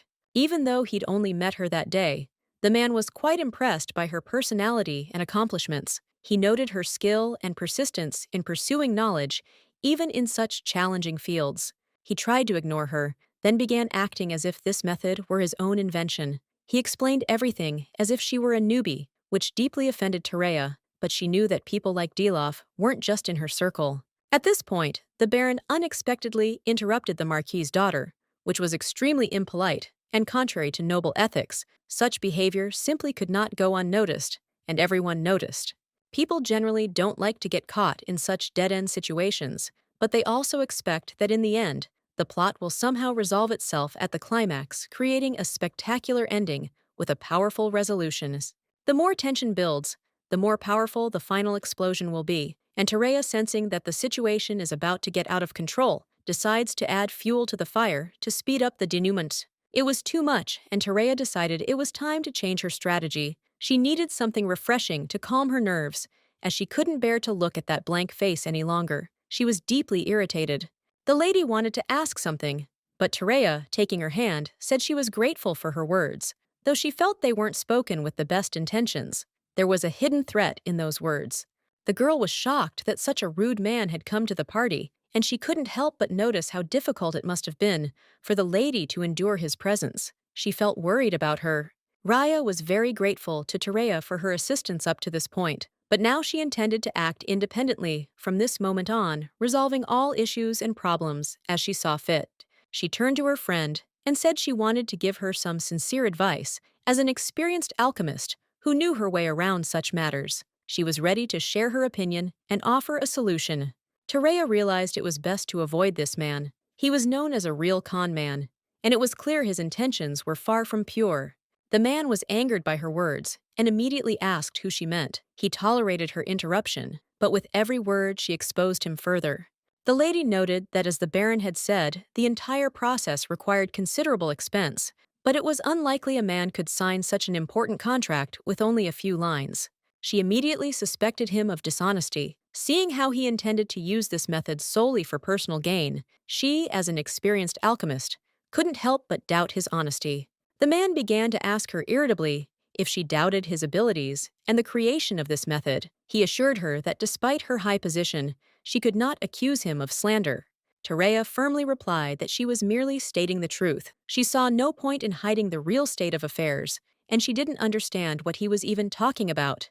The man continued to insist that if what she was saying was true, then the method she was talking about wasn't his, but someone else's. He was trying to shift the blame onto someone else. He claimed that once she revealed the truth, everyone would find out about their relationship, and it would be a serious blow to both of them. He tried to put her on the spot. Tereya confirmed his words without hesitation. The method was indeed hers, and she had been developing it for 3 years, ever since they exchanged their marriage vows. She claimed he had stolen not only their home money and her belongings, but also her inventions. Everything she had created now belonged to him, and that was unfair. Tereya was in awe of how determined her friend was to defend her. She couldn't help but admire her courage and determination. The crowd was in complete shock. The marriage vows, which lasted 3 whole years, had shaken them. During that time, the man declared he had never seen a more boring and dejected woman. He manipulated her by claiming that only he could offer her his hand, because according to him, no one else would be interested in her. He took her designs and jewels with him, although he himself became engaged to another woman, the daughter of the Yanadong family. The man continued to insist that his engagement to Lady Yanadon was a lie, shouting that he didn't understand why she would say such things. He tried to justify himself by saying that the engagement to Yanadong's daughter was not legally binding and that he did not understand what she was even talking about. When he realized what he had said, the crowd concluded that he had actually been lying, pretending not to know Lady Cletier. It was all part of his deception. It then became obvious that all his talk about alchemical methods was a lie. The man insisted his words were untrue, claiming that the engagement to the Yanadong family was a personal matter and none of her business. Raya was beside herself with anger. She looked at him and asked in a sarcastic tone how he dared speak of his duty to her when he was already involved with another woman. After all, he had taken marriage vows. Then she narrowed her eyes and, with a hint of sarcasm, asked if she should explain to him what society thought about this. Didn't he himself understand what it was like to act against moral standards?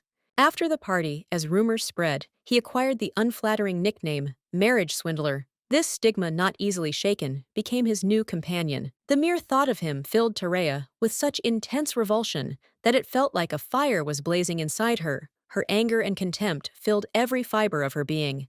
Meanwhile, the man, showing no sign of guilt, approached the lady and, with a polite smile, asked if everything was all right. If she wasn't feeling well, he was willing to offer her a cup of tea to calm her down.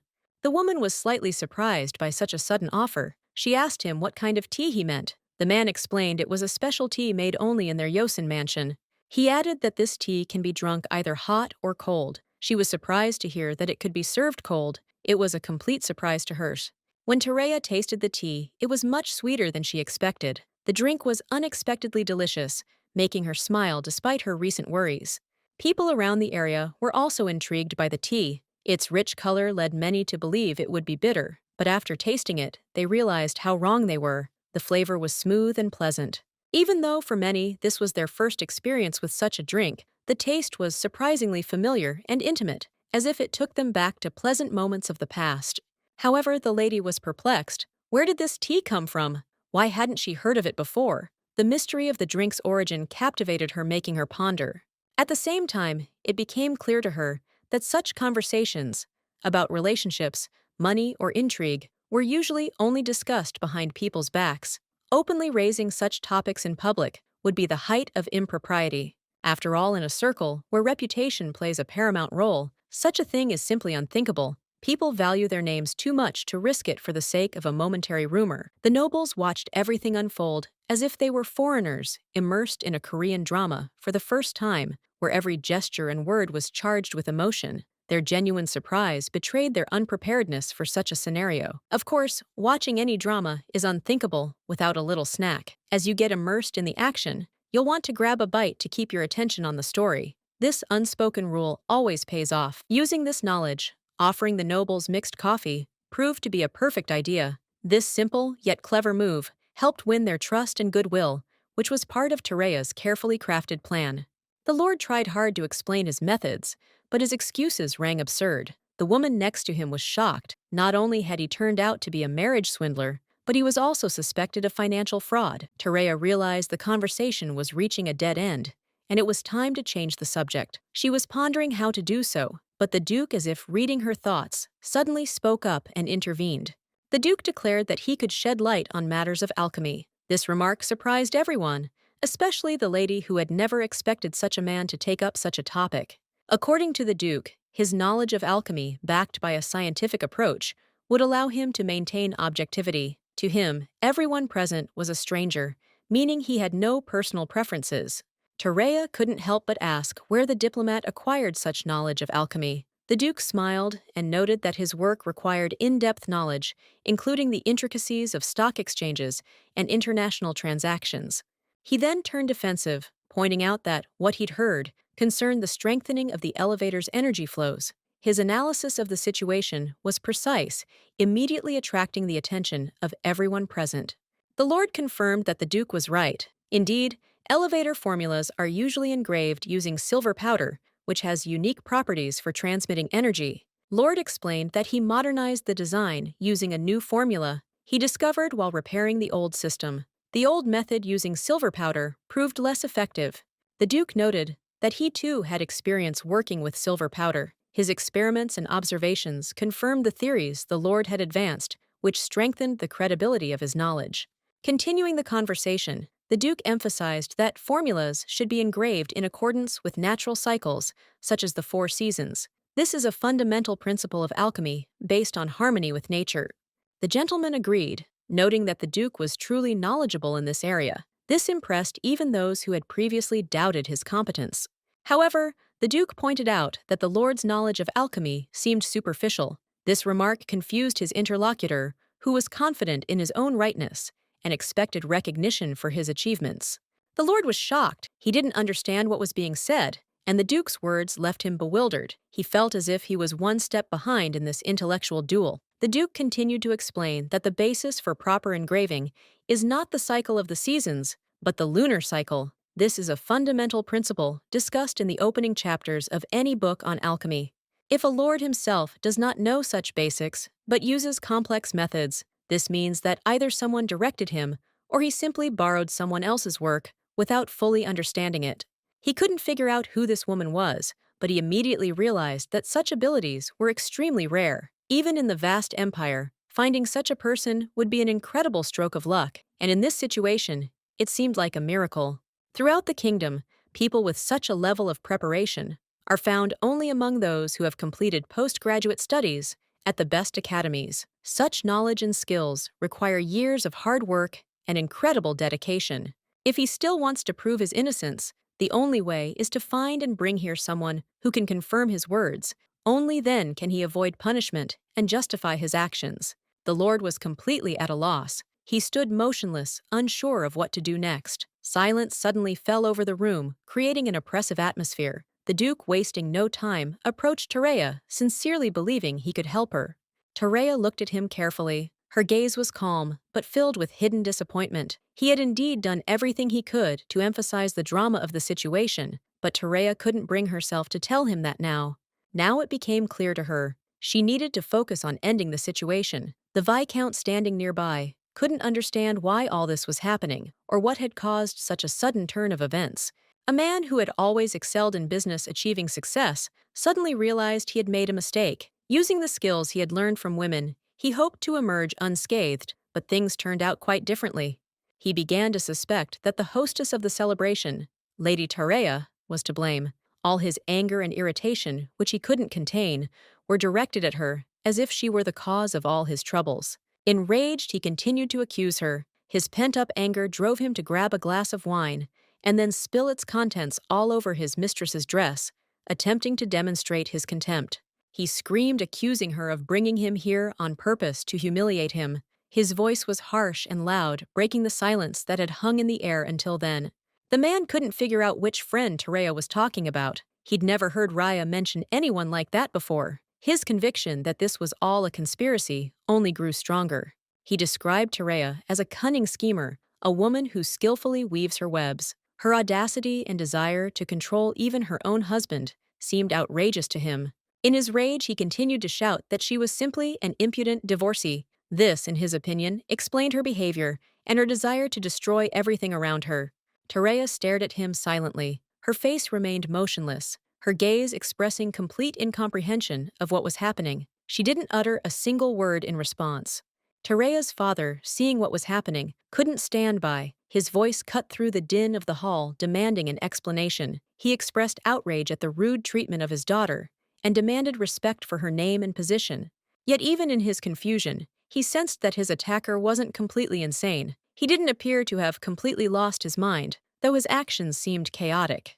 Perhaps he was still trying to hatch some sort of plan. His goal was likely to evade the attentions of the two dukes and the marquise's daughter, and he decided to vent his anger on the lady of the county, who was in the wrong place at the wrong time. Suddenly, the count shouted a command to his servants to summon the knights immediately. His command was firm, and the tension in the hall only increased. Yet despite the tension, the general mood was gradually shifting in her favor. It seemed that if things continued as they were, the return of the relic to Klatye would only be a matter of time. If you think about it, even being doused with alcohol could be justified, because everything was moving towards a successful conclusion. And then, at that very moment, Tareya noticed a new stream of liquid flying straight towards him. This time, it was Raya, seething with anger, throwing her coffee at the offender. Her face was flushed with rage, and her voice resonated throughout the hall. Raya screamed furiously, demanding that the bullying stop. She recalled how he had insulted her in the past and expressed her grief for the days she had wasted trusting and loving such a man. But that wasn't the most important thing. Raya was furious that he dared to humiliate her friend Tareya. The Baron, beside himself with rage, grabbed the glass and started shouting back. He called her a stupid girl who knew no bounds and was always meddling where she wasn't wanted. He had tolerated her antics for a long time, but now his patience had run out. His loud voice drowned out her screams, escalating the conflict. At this point, Duke Dulov intervened. Holding his sword, he sternly warned the Baron that if he didn't pull himself together, he could lose his head right there on the spot.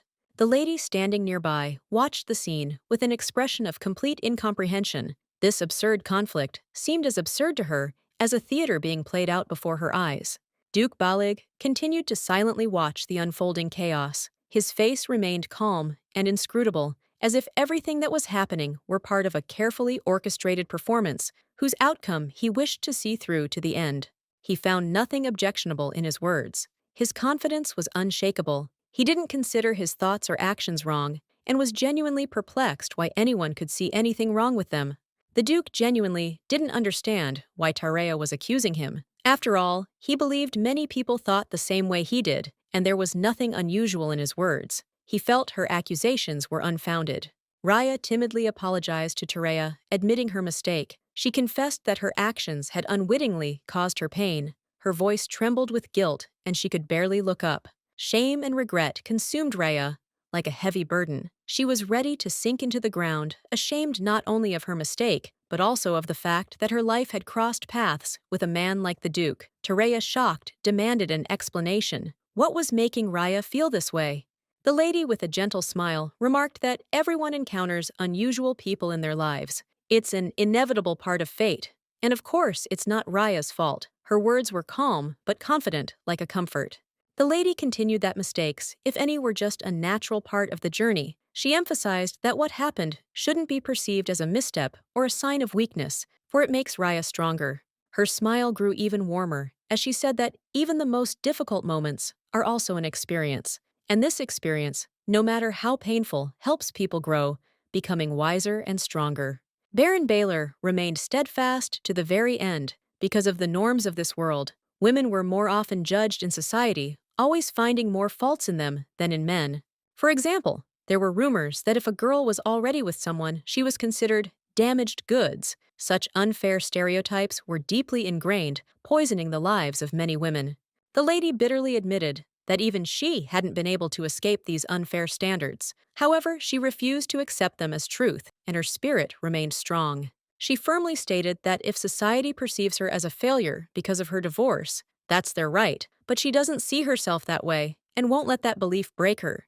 The lady decided to prove that it was possible to persevere. She wanted to reach out to girls who had gone through similar trials to inspire them and show them that they could be strong. She also wanted to support mothers who had experienced similar situations. Her message was clear. They had done nothing wrong and deserved respect. The lady firmly declared that she would rise so high that no one, including her ex-husband, would be able to force her to bow her head again. Her determination was boundless. She wanted to become so strong that her ex-husband couldn't even dream of getting close to her. Now she would be out of his reach. Her goal was clear. Even Duke Dalof would be forced to listen to her and acknowledge her power. He couldn't ignore her words, no matter how excellent his ears. The lady decided to become a countess. It was a symbolic act, a declaration of war against her ex-husband, who had once considered himself stronger than her. A few days later, Raya spoke of her mistress with rapture. Her admiration knew no bounds. For her, Tereya became the embodiment of strength and inspiration. Tereya mentioned the very party where her business idea was first born. She explained that the basis for her idea was a unique coffee blend, which she was enjoying right then and there. She added that she plans to hold a business briefing soon to share her plans. She was asked to prepare and approach it with enthusiasm, as many are eagerly awaiting the event. When Tereya said this, goosebumps ran down her spine. The excitement and trepidation of the upcoming event mingled with pride in her accomplishments. She expressed gratitude for the support, but still apologized for dragging me into her affairs without prior permission. Her sincerity was evident in every word. Raya assured her there was nothing wrong with that. Thanks to Tereya's initiative, she had managed to recover the family heirloom. She added that Tereya wasn't just a friend, but a close friend, and therefore she could count on her. Tarchin, for his part, assured her that the Toronto family would always support her. He also admitted he was surprised to learn that the Crown Prince also stood by her side. To attract more sponsors for her business, Tereya decided to take a strategic approach. She decided to reveal her connections and secure official support. At that party, Tereya publicly announced that the Toronto family and the Crown Prince were already sponsoring her project. This move attracted the attention of everyone present. Although she hadn't discussed it with the prince beforehand, her words were true. The sponsorship did provide her with the support and resources she needed. If the guests had been a little more perceptive, someone might have suspected a certain unconvincingness in her words. However, they were too engrossed in the proceedings. The public was so captivated by the situation that they overlooked the details. Tereya wanted not only to strengthen her friendship with Tartaian and Raya, but also to build a long-term business relationship with them. She was serious and promised to live up to their trust. Tereya wanted their support to become official, and they would work together to achieve success. The lady had always been distinguished by her determination, and Raya fully confirmed this. She agreed with Tartion that Tereya was worthy of all their support. Tartion noted that their support was unwavering, even without words. Raya added that they were counting on Tereya and her continued success. Teresa was surprised by such unanimity, but later smiled. She hadn't expected such sincerity and devotion from her friends. However, she still felt slightly uneasy. At this point, Raya curiously noticed the man standing next to her mistress. Tereya, noticing this, clarified that another of her sponsors stood before them. When the man removed his hood, everyone saw that it was Duke Beleg. Tarchian was stunned. He hadn't expected him to appear, especially in such a place and at such a moment. It was unexpected and seemed to throw him off balance. The girl, on the other hand, reacted vividly and quite emotionally. As soon as Tartion came to his senses, he began peppering the Duke with questions. Why was he here? What was going on? And most importantly, why did he look like he was trying to disguise himself? The Duke, remaining calm, explained that the Countess had recommended temporarily concealing their relationship. Her premonitions were confirmed. Duke Dilof's men had settled around the mansion, which could lead to trouble. Terea struggled to contain her emotions, trying not to show her irritation. She was infuriated that Duke Dilof was interfering again. However, the Duke's words about relationships intrigued Raya, and she decided to clarify what he meant. Baylit asked if it was okay to discuss this topic with those present, as it seemed like a secret. He clearly wanted to make sure no one would become unnecessary witnesses. The Countess assured him she had complete confidence in these two. They played a key role in her plan. The Duke finally confirmed. They had decided to start dating, and keeping it a secret was part of their overall strategy.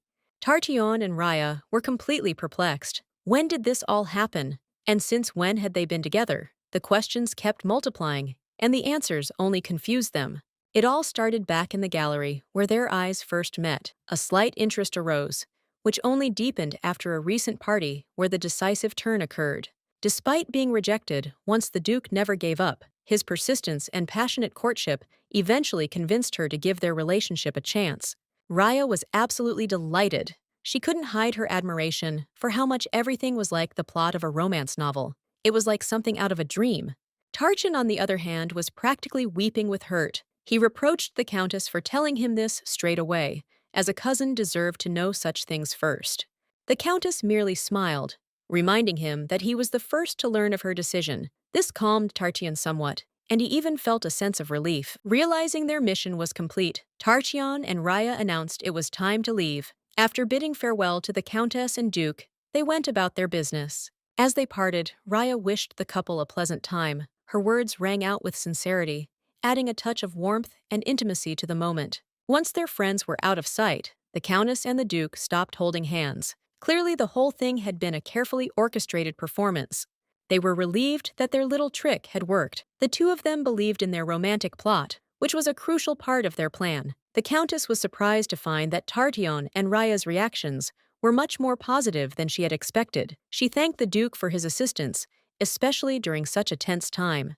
The Duke reminded her that she had spoken of the need to discuss something important. He had come here specifically for this conversation and now wanted to know what was troubling the Countess. So, Terea began to explain her discovery. She had discovered conditions in their agreement that could not be ignored. This required immediate discussion. The Duke listened to her, but clearly didn't understand what she was getting at. The essence of her complaints remained a mystery to him. The Countess clarified that they needed to review their contract. The mutual agreement for temporary lovers was not clear enough, which could affect their future actions. Terea accepted this contractual relationship not of her own free will, but because it promised certain benefits. She saw it as a chance to gain beneficial prospects for herself, despite the absurdity of the situation. This relationship was intended to attract public attention and deflect negative rumors, which could work to her advantage. She hoped that such a move would help her control the course of events. This whole move could give her a chance to keep Duke Dilof in her hands, control his actions, and manipulate him for her own purposes, becoming more influential in their interactions. But no matter how she tried to rationalize her actions, there was no real benefit to Duke Beleg. He reaped no benefit from this alliance, which left her wondering. The only reason he gave for his participation was simple curiosity. This deeply alarmed Terea, making her doubtful and suspicious that he was hiding something from her. That night at the party, Terea noticed a woman in the garden who caught her attention. The woman, without hesitation, called out the name of Enoch Vigor Baliga, shouting that he was there and didn't think she knew anything. The woman continued shouting that the Duke should hurry out, as she knew more than he could possibly suspect. This caught Terea's attention, and her suspicions grew. All this became clear through the tracking device Terea carried with her. She began to observe every step and every word that happened around her. The woman continued to scream, threatening that if he didn't come out immediately, Terea would lose control of her actions. This was very persistent and greatly affected her perception of the situation. Terea felt her patience wearing thin, and the woman was obviously trying to manipulate her emotions, forcing her to make quick decisions that might be disadvantageous. The woman screamed that the Duke must leave immediately before things got out of control. It was important for both her and Terea to understand the true cause of her unrest. As soon as Terea saw this scene, she realized it was no coincidence. Her suspicions were clearly confirmed, and she became increasingly immersed in unraveling the mystery. The day the Duke helped her, he mentioned their similar situations. This led Terea to believe he too might be involved with someone who was causing him trouble just like she was. So she began to suspect that this girl she'd heard about might be the cause of all these events. Perhaps she really did have some personal connection to the Duke. When she asked him about the girl, the Duke remained silent for a few seconds, before finally beginning to explain the situation. This silence made Terea doubt his honesty even more. He said that the woman Terea had seen in the garden was named Niobe Rouge Asteria. The name immediately struck Terea as familiar. She knew it was connected to an important royal family. Terea immediately remembered where she'd heard that name and realized she hailed from the kingdom of Asteria. This meant Niobe Rouge. Asteria could be an important figure, especially to the Duke. Upon learning this, Terea couldn't contain her emotions and burst into tears. It was too much for her. She realized that this girl was in fact a princess, and her feelings for the Duke could be much more complex. The Duke confirmed that Niobe's mother was the emperor's younger sister and the current queen of Asteria. This added even more significance to the situation, making it extremely important for political purposes. Thus, Terea realized that the woman the Duke had confronted her with was the emperor's niece, making her a significant figure in the empire. This was a disturbing discovery. This discovery changed the whole picture. Terea now understood that this girl could be not just a relative of an important figure, but also someone with influence in political circles. The Duke explained that all these events began the moment he first visited the kingdom of Asteria. His visit became the starting point for this entire story, which was now intertwined with the fate of Terea. Terea had been obsessed with him for 3 years, spending entire days in his office, not even daring to enter his bedroom. Her attention was so focused on him that the boundaries of personal space disappeared. Women in subordinate positions were not allowed to remain if she became suspicious of them. If she didn't trust men, she expelled them too, giving them no chance to defend themselves. One of the secretaries was subjected to cruel threats. Furthermore, she began to direct him toward mysterious actions and did not hesitate to threaten the Duke if he did not give in to her wishes. Despite his attempts to persuade her, Terea was shocked to learn that his reactions weren't yet at their peak. Everything that was happening seemed even more disturbing to her than she could have imagined. The main problem was that he couldn't hide. She knew where he was. His location was always broadcast. He was trapped and there was no escaping her. Terea's alchemical device was imprinted with a trace of his blood, allowing her to track his movements. This revelation couldn't help but shock her, as she realized how close she was to him. It was like installing a tracking device on her phone. She felt goosebumps run across her skin with the realization as if she could monitor his every move. Today, he again politely but firmly refused her. There were times when he was less reserved because even he couldn't contain his feelings and tolerate her endless advances. Discussions between the Empire and the Kingdom centered on an important alchemical agreement that had been in effect for the past 3 years. However, this agreement concealed many secrets.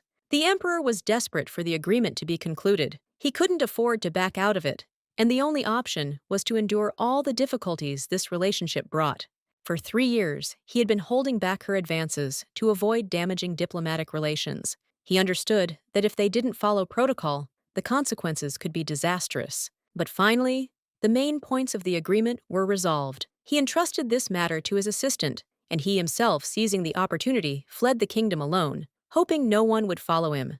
He thought she, as a hater of the Empire, would surely follow him, but he was wrong. She seemed to have no intention of pursuing him in this matter, which came as a complete surprise to him.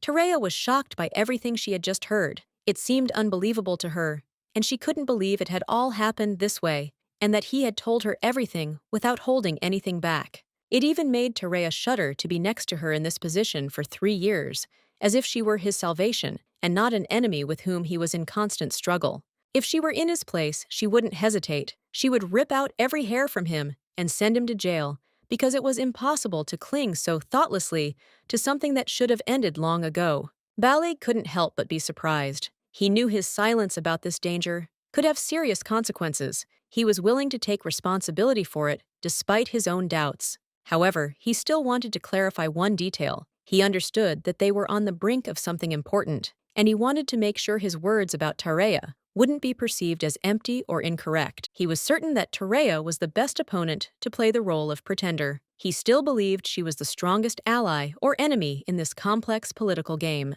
Mrs. Terea decided to find out why he had chosen her. She wondered what could have prompted him to pay attention to her and not someone else. This question never left her mind. After he rejected Niobe, people began to say his actions were too rude and arrogant. On the other hand, they noted that accepting kindness is the right of those who receive it. No one can understand the feelings of those who, despite rejection, continue to move forward unwavering. This feeling, like many others, remains incomprehensible to most.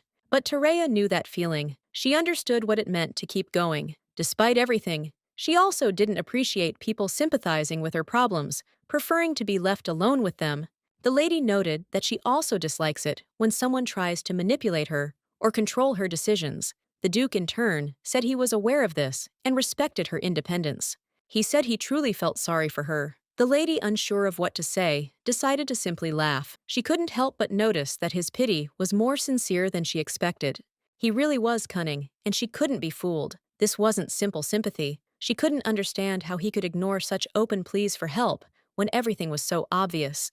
The lady agreed, adding that perhaps a clause in the contract would be worthwhile to compensate for the damage caused by the princess. She thought this was a reasonable solution, given the circumstances. Terea decided she needed to be alone. She understood that only then could she find the true freedom she craved. To be alone was to be herself. To escape the scorching sun, she needed an umbrella. It wasn't a whim, but a necessity, as the sun here was merciless, and protection from its rays became a priority. However, this umbrella could only serve until sunset. Once evening arrived, its functionality was lost, and Terea knew she had to be prepared for change. The Duke remarked that he was counting on the Countess's assistance until the hot weather subsided. He was counting on her support, and she couldn't help but notice that his words sounded restrained but confident. Lady Terea calmly asked the Duke to stop. She delicately implied that he should first refrain from such gestures as kissing her hand, so as not to provoke unnecessary conversation. In the Empire, such a gesture is usually reserved for lovers or women with whom one wishes to spend only one night. It might seem somewhat vulgar and misinterpreted. Mr. Beleg instantly felt awkward, his face flushing. He felt completely at a loss, as if he'd made a terrible mistake. Trying to justify himself, the Duke assured Terea that his intentions were far from frivolous. He spoke sincerely, hoping that his mistress would understand his correct motives. Terea understood perfectly. She smiled and gently told him not to worry. After all, now that he was her lover, he had the right to such gestures, but only with her consent.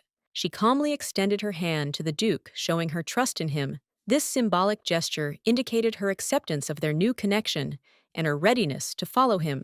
The Duke readily reached out to kiss her hand, but the lady suddenly stopped him, placing her palm on his hand. She herself was embarrassed by what was happening. However, despite the awkwardness, Terea suggested that they switch to a more informal form of address. The Duke agreed and asked that she call him simply by his first name, Enoch. This strengthened their intimacy and created a sense of trust between them. A few days later, while at the Yosen mansion, Enoch asked Terea what steps she planned to take in the near future.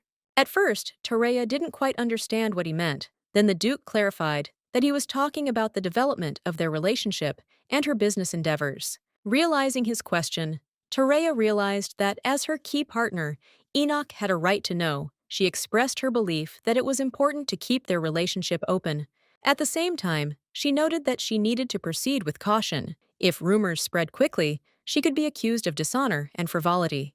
The princess, it seemed to Terea, was genuinely in love with Enoch. This wasn't worth giving up opportunities, much less her reputation force. To avoid a negative public reaction, the reveal of their affair had to be carefully planned. It had to look perfect, eliciting only approval and admiration.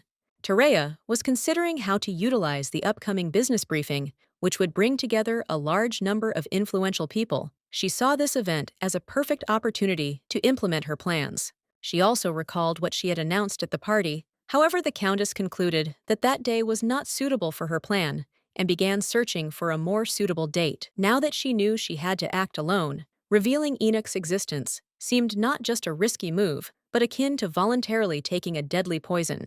Moreover, Terea did not want to appear in the eyes of others as a person who was dependent on other people's help or relied on someone in a critical situation.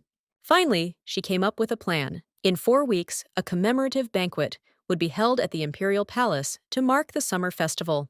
The summer festival was considered an event that surpassed even the most sophisticated art exhibitions, turning the day into a true celebration of aesthetics. Even Tartyan, one of the festival's key participants, eagerly awaited the event. The celebration was held annually on the day the evening primrose, the symbol of the empire, was in full bloom.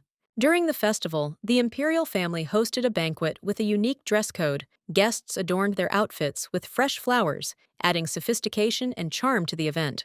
Instead of a specific theme for the event, the hero of the day was the one who managed to attract maximum attention with their image and style.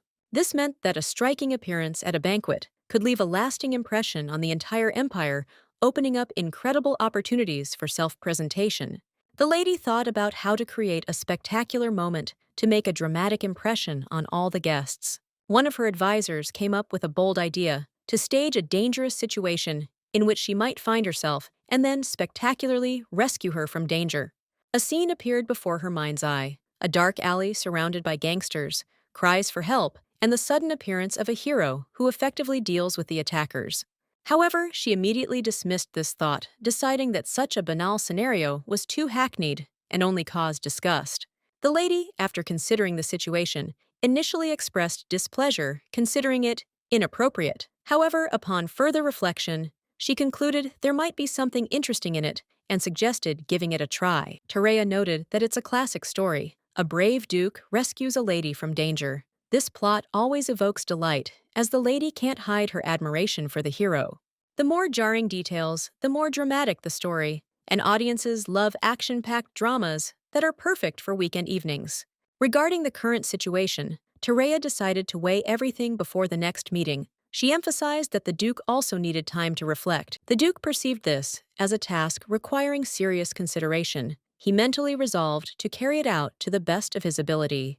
The lady agreed with his thought, saying that it could indeed be called homework. The Duke smiled, assuring her that he was ready to take on the task with great enthusiasm. During the conversation, he called her his love, which confused Tareya. She considered his behavior overly dramatic, especially considering that there were only the two of them there. The Duke, for his part, decided that such moments required habit to avoid future awkwardness. Gradualism, he believed, was the key to success.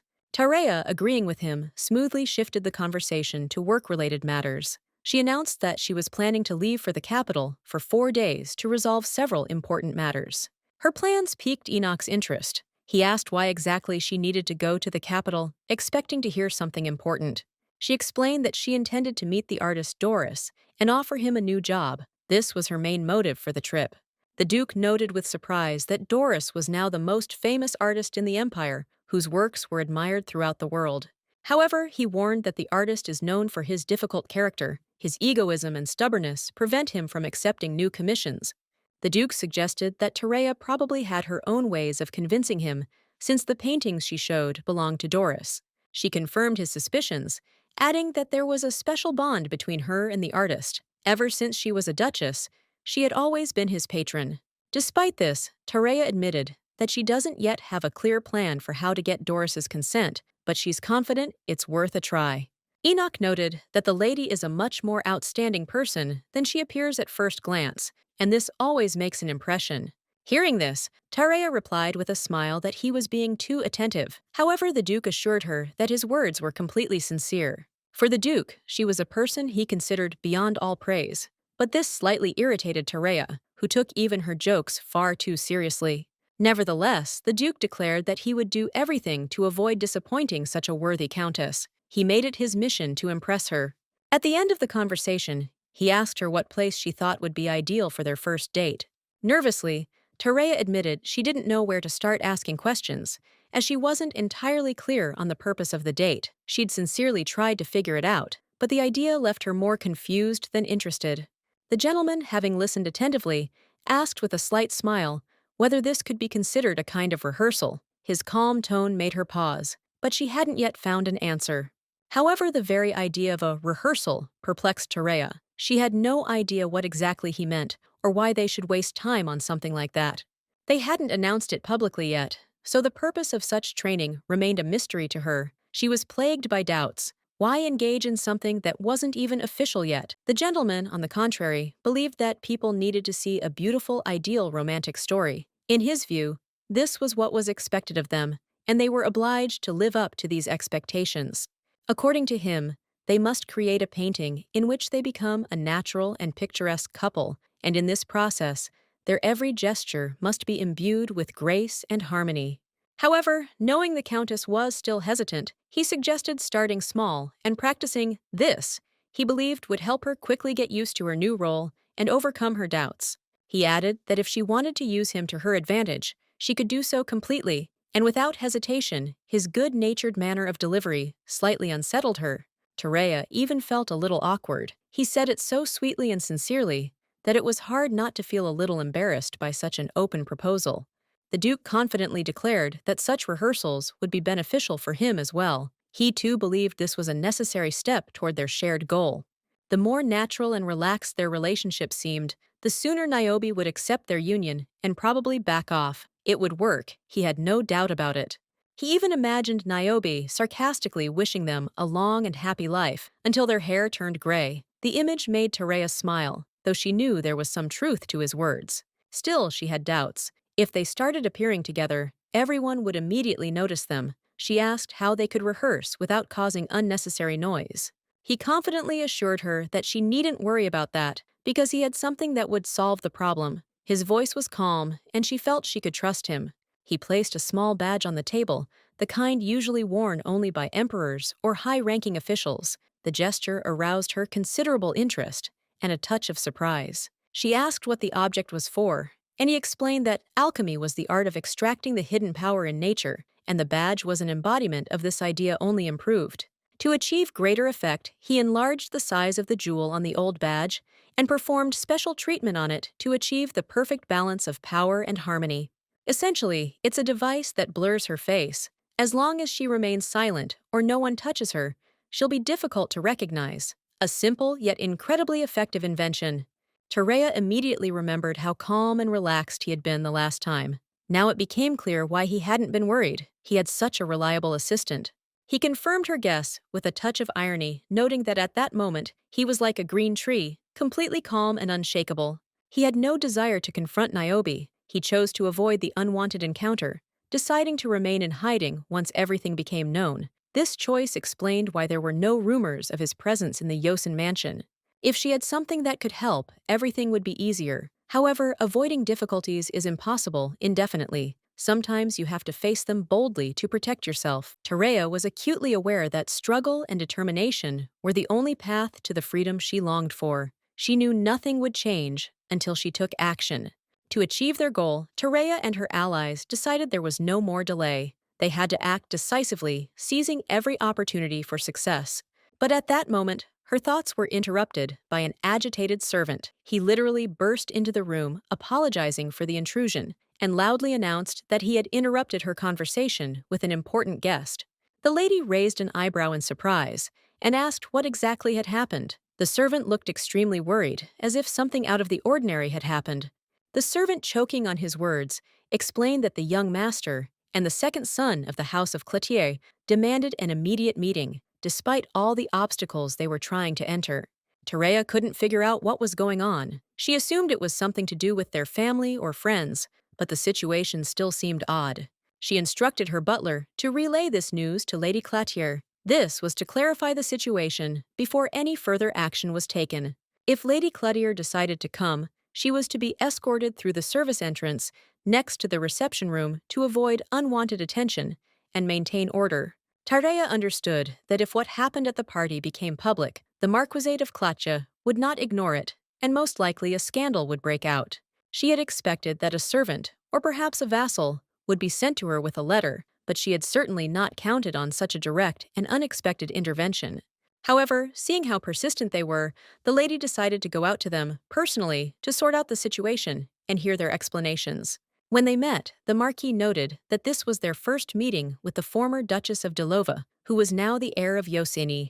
His name was Colin Bale Cloutier, and Terea smiled and said she was pleased to meet him. Politely, but reservedly, she also introduced herself following the proper etiquette. Colin continued introducing his brother, Daniel Hardy Clathier. Despite the elder's politeness, the younger looked extremely agitated and angry. Daniel was beside himself. His voice was harsh, and he declared that he completely didn't understand why they were wasting their time getting to know each other now. In his opinion, they should focus on finding the one who caused all this trouble and not engage in empty formalities. Colin, frowning sternly, ordered Daniel to shut up. He reminded him that etiquette was essential, even if the situation seemed urgent. You couldn't throw propriety aside for impulsive decisions. Daniel, sighing heavily, replied that he would never allow Terea to go abroad to study alchemy, could be studied at home without any risk to safety. He had no intention of making any concessions. Daniel added that if anything happened in his absence, he would be forced to take full responsibility. This outcome terrified him, but he couldn't do otherwise. Colin noted that the news about his little sister wasn't just Daniel's concern, it was the concern of everyone close to her, and he shouldn't act as if it was just his problem. He reiterated that his every action as the Crown Prince's knight impacts the throne's reputation. This responsibility prevents him from acting rashly. The gentleman, softening his tone, slightly apologized for the fuss. He explained that they had come only to ask one important question and asked Terea to give an honest answer. He emphasized that for the sake of peaceful relations between Klatya and Joseon, she had better tell the truth. Her lies could damage diplomatic relations, and his face only reinforced the weight of her words. The lady, slightly embarrassed, asked what he meant. The gentleman, without changing his tone, mentioned the events of the recent party that had raised so many questions. He explained that his younger sister, who was supposed to be in the kingdom, had unexpectedly shown up at the party. This circumstance was already suspicious. Moreover, her lover was present at the same party and rudely insulted her sister. Such behavior is unacceptable, but unfortunately, no one stopped it in a timely manner. He blamed Terea for the situation. She, the hostess of the evening, remained indifferent, allowing her younger sister to be humiliated in front of everyone. The gentleman continued his accusations. Terea not only ignored what had happened, but knowing everything, she also refused to send her sister home. Her indifference was deeply offensive. Despite numerous rumors, eyewitnesses to the events in the capital were able to confirm the true facts about the party. These people knew exactly what happened. The Clatire family had their own reliable sources of information, which left no doubt about the truth of the events. Lies could only make matters worse. Colin, raising his voice, expressed the hope that Terea understood that her actions amounted to kidnapping. He demanded the return of his sister and a sincere apology. But he didn't stop at apologizing. On behalf of the Klatya family, he announced his intention to file a lawsuit against Joseon to seek justice through the courts. He warned that Terea would have to pay for deceiving the Klatya family and for hurting his younger sister. No compromise would help avoid punishment. Terea, recognizing the gravity of the situation, admitted that Colin's behavior was truly terrifying. She hadn't expected such cruelty from the young master. Frightened to the point of trembling, she could barely utter a word. However, the man made it clear that he would not tolerate jokes or lies, especially when it came to his family. He continued to refer to her as the former Duchess, despite Terea's repeated requests not to do so. She preferred to be addressed as Countess Joseon, thus emphasizing the importance of her new title and current position. Terea reminded the heir that she was no longer a duchess, but Countess Joseon. She calmly but firmly emphasized the need to observe the rules of etiquette, emphasizing that he was obliged to address her correctly in accordance with her status. The man didn't argue, nodding his head to indicate his acceptance of her words. He assured Terea that he would continue to address her politely and respect her title appropriately.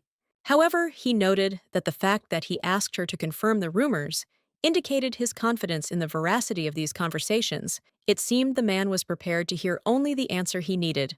Colin, addressing her, clarified whether she truly denied everything that was being discussed around her. Terea confidently stated that the rumors concerning her were absolutely untrue. However, she acknowledged that the first point of these rumors was true. She had indeed been insulted. Terea didn't hide this, but she clarified that it was only a small part of the story.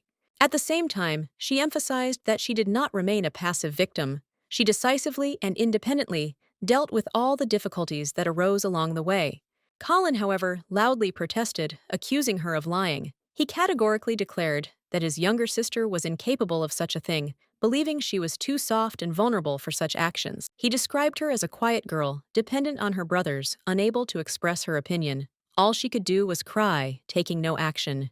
He added that it was their attitude that made her cry. This behavior he believed completely justified her reaction, as the girl simply had no other choice. Secondly, Tereya clearly stated that she had not kidnapped anyone. On the contrary, she had done everything she could to protect a young lady in a difficult situation. The man looked stunned and asked what she meant. Tereya replied that when she suggested the girl go home, she categorically refused. Finally, Tereya clarified that she would never abandon her friend in trouble. She always supported her and did everything to make her feel safe.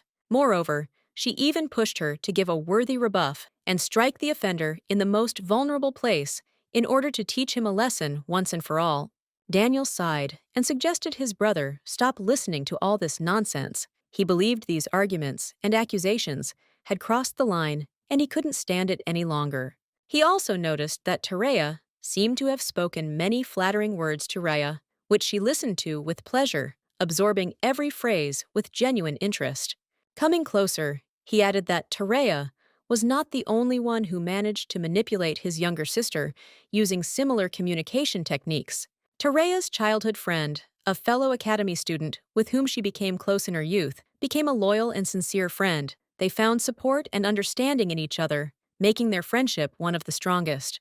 Even young men, sometimes feigning genuine love with the goal of marriage, often hovered around her. Tereya's life was always filled with people similar to her in spirit or outward aspirations. Many of them believed they could accurately discern the intentions of others. They believed they could weed out those unworthy of her attention or kindness. This belief seemed ridiculous since true human relationships can only be understood through personal experience. Without it, it is impossible to acquire a mature and objective view of the world. However, their overprotectiveness blinded Tereya. Instead of giving her freedom of choice, they, in an attempt to protect her, only isolated her from reality. Didn't they understand that their actions would ultimately cause her suffering? Their intervention played a role forcing Tereya through pain and disappointment. At one point, Daniel couldn't take it anymore, and drawing his sword, declared that it was time to stop interfering in other people's lives. He made it clear that everyone should live their own lives. He said that if things continued as they were, it wouldn't just end with another conversation like today's. He needed to stop before it was too late. Suddenly, Tereya's younger sister, also a friend, burst into the room. She lashed out at the scene with obvious indignation, demanding an explanation. Loudly and irritably, she asked what this absurd behavior was. Her indignation only grew as it affected her close friend. Tereya was delighted to see her friend, the red-haired girl, apologized for her harshness and said she could no longer tolerate such treatment of her savior. The girl began to reproach Daniel for the way he treated the woman who had saved her life. She couldn't stand by witnessing his injustice. Daniel, stunned by her words, asked again, not understanding how this was possible. He doubted his brother's words were a lie. Tereya, outraged by what was happening, shouted that there had been no kidnapping and that her friend's words were untrue. She vigorously defended her position. She said no one provoked her, and everything that happened was her own choice. She struck her opponent because she wanted to. Colin noted that Tereya should have told her brothers what happened because they were worried about her and deserved to know the truth. But the girl objected that if she did that, the Baron would disappear from the face of the earth, as had happened many times before her brothers knew no bounds. Tereya remembered how, as a child, her brothers had always brushed aside any threats, as if she were a helpless child with no right to interfere. But now she felt differently. Now she was determined to decide for herself whom to hate and whom to seek revenge on. She realized that this was her life, and she must be the master of her own destiny. Tereya made it clear that she no longer needed her brother's protection. She was an adult now and wanted to navigate her own challenges without relying on anyone for protection. Tereya always adhered to one important rule: never intimidate anyone she encountered. She believed that threats or fear should not be the basis for communication or interaction with others. However, she made it clear that if anyone continued to behave inappropriately, they would definitely not be allowed to have tea with her again. The warning was simple, yet quite convincing. The brothers were horrified at her words. Realizing the seriousness of Tereya's intentions, they immediately promised that such a thing would never happen again.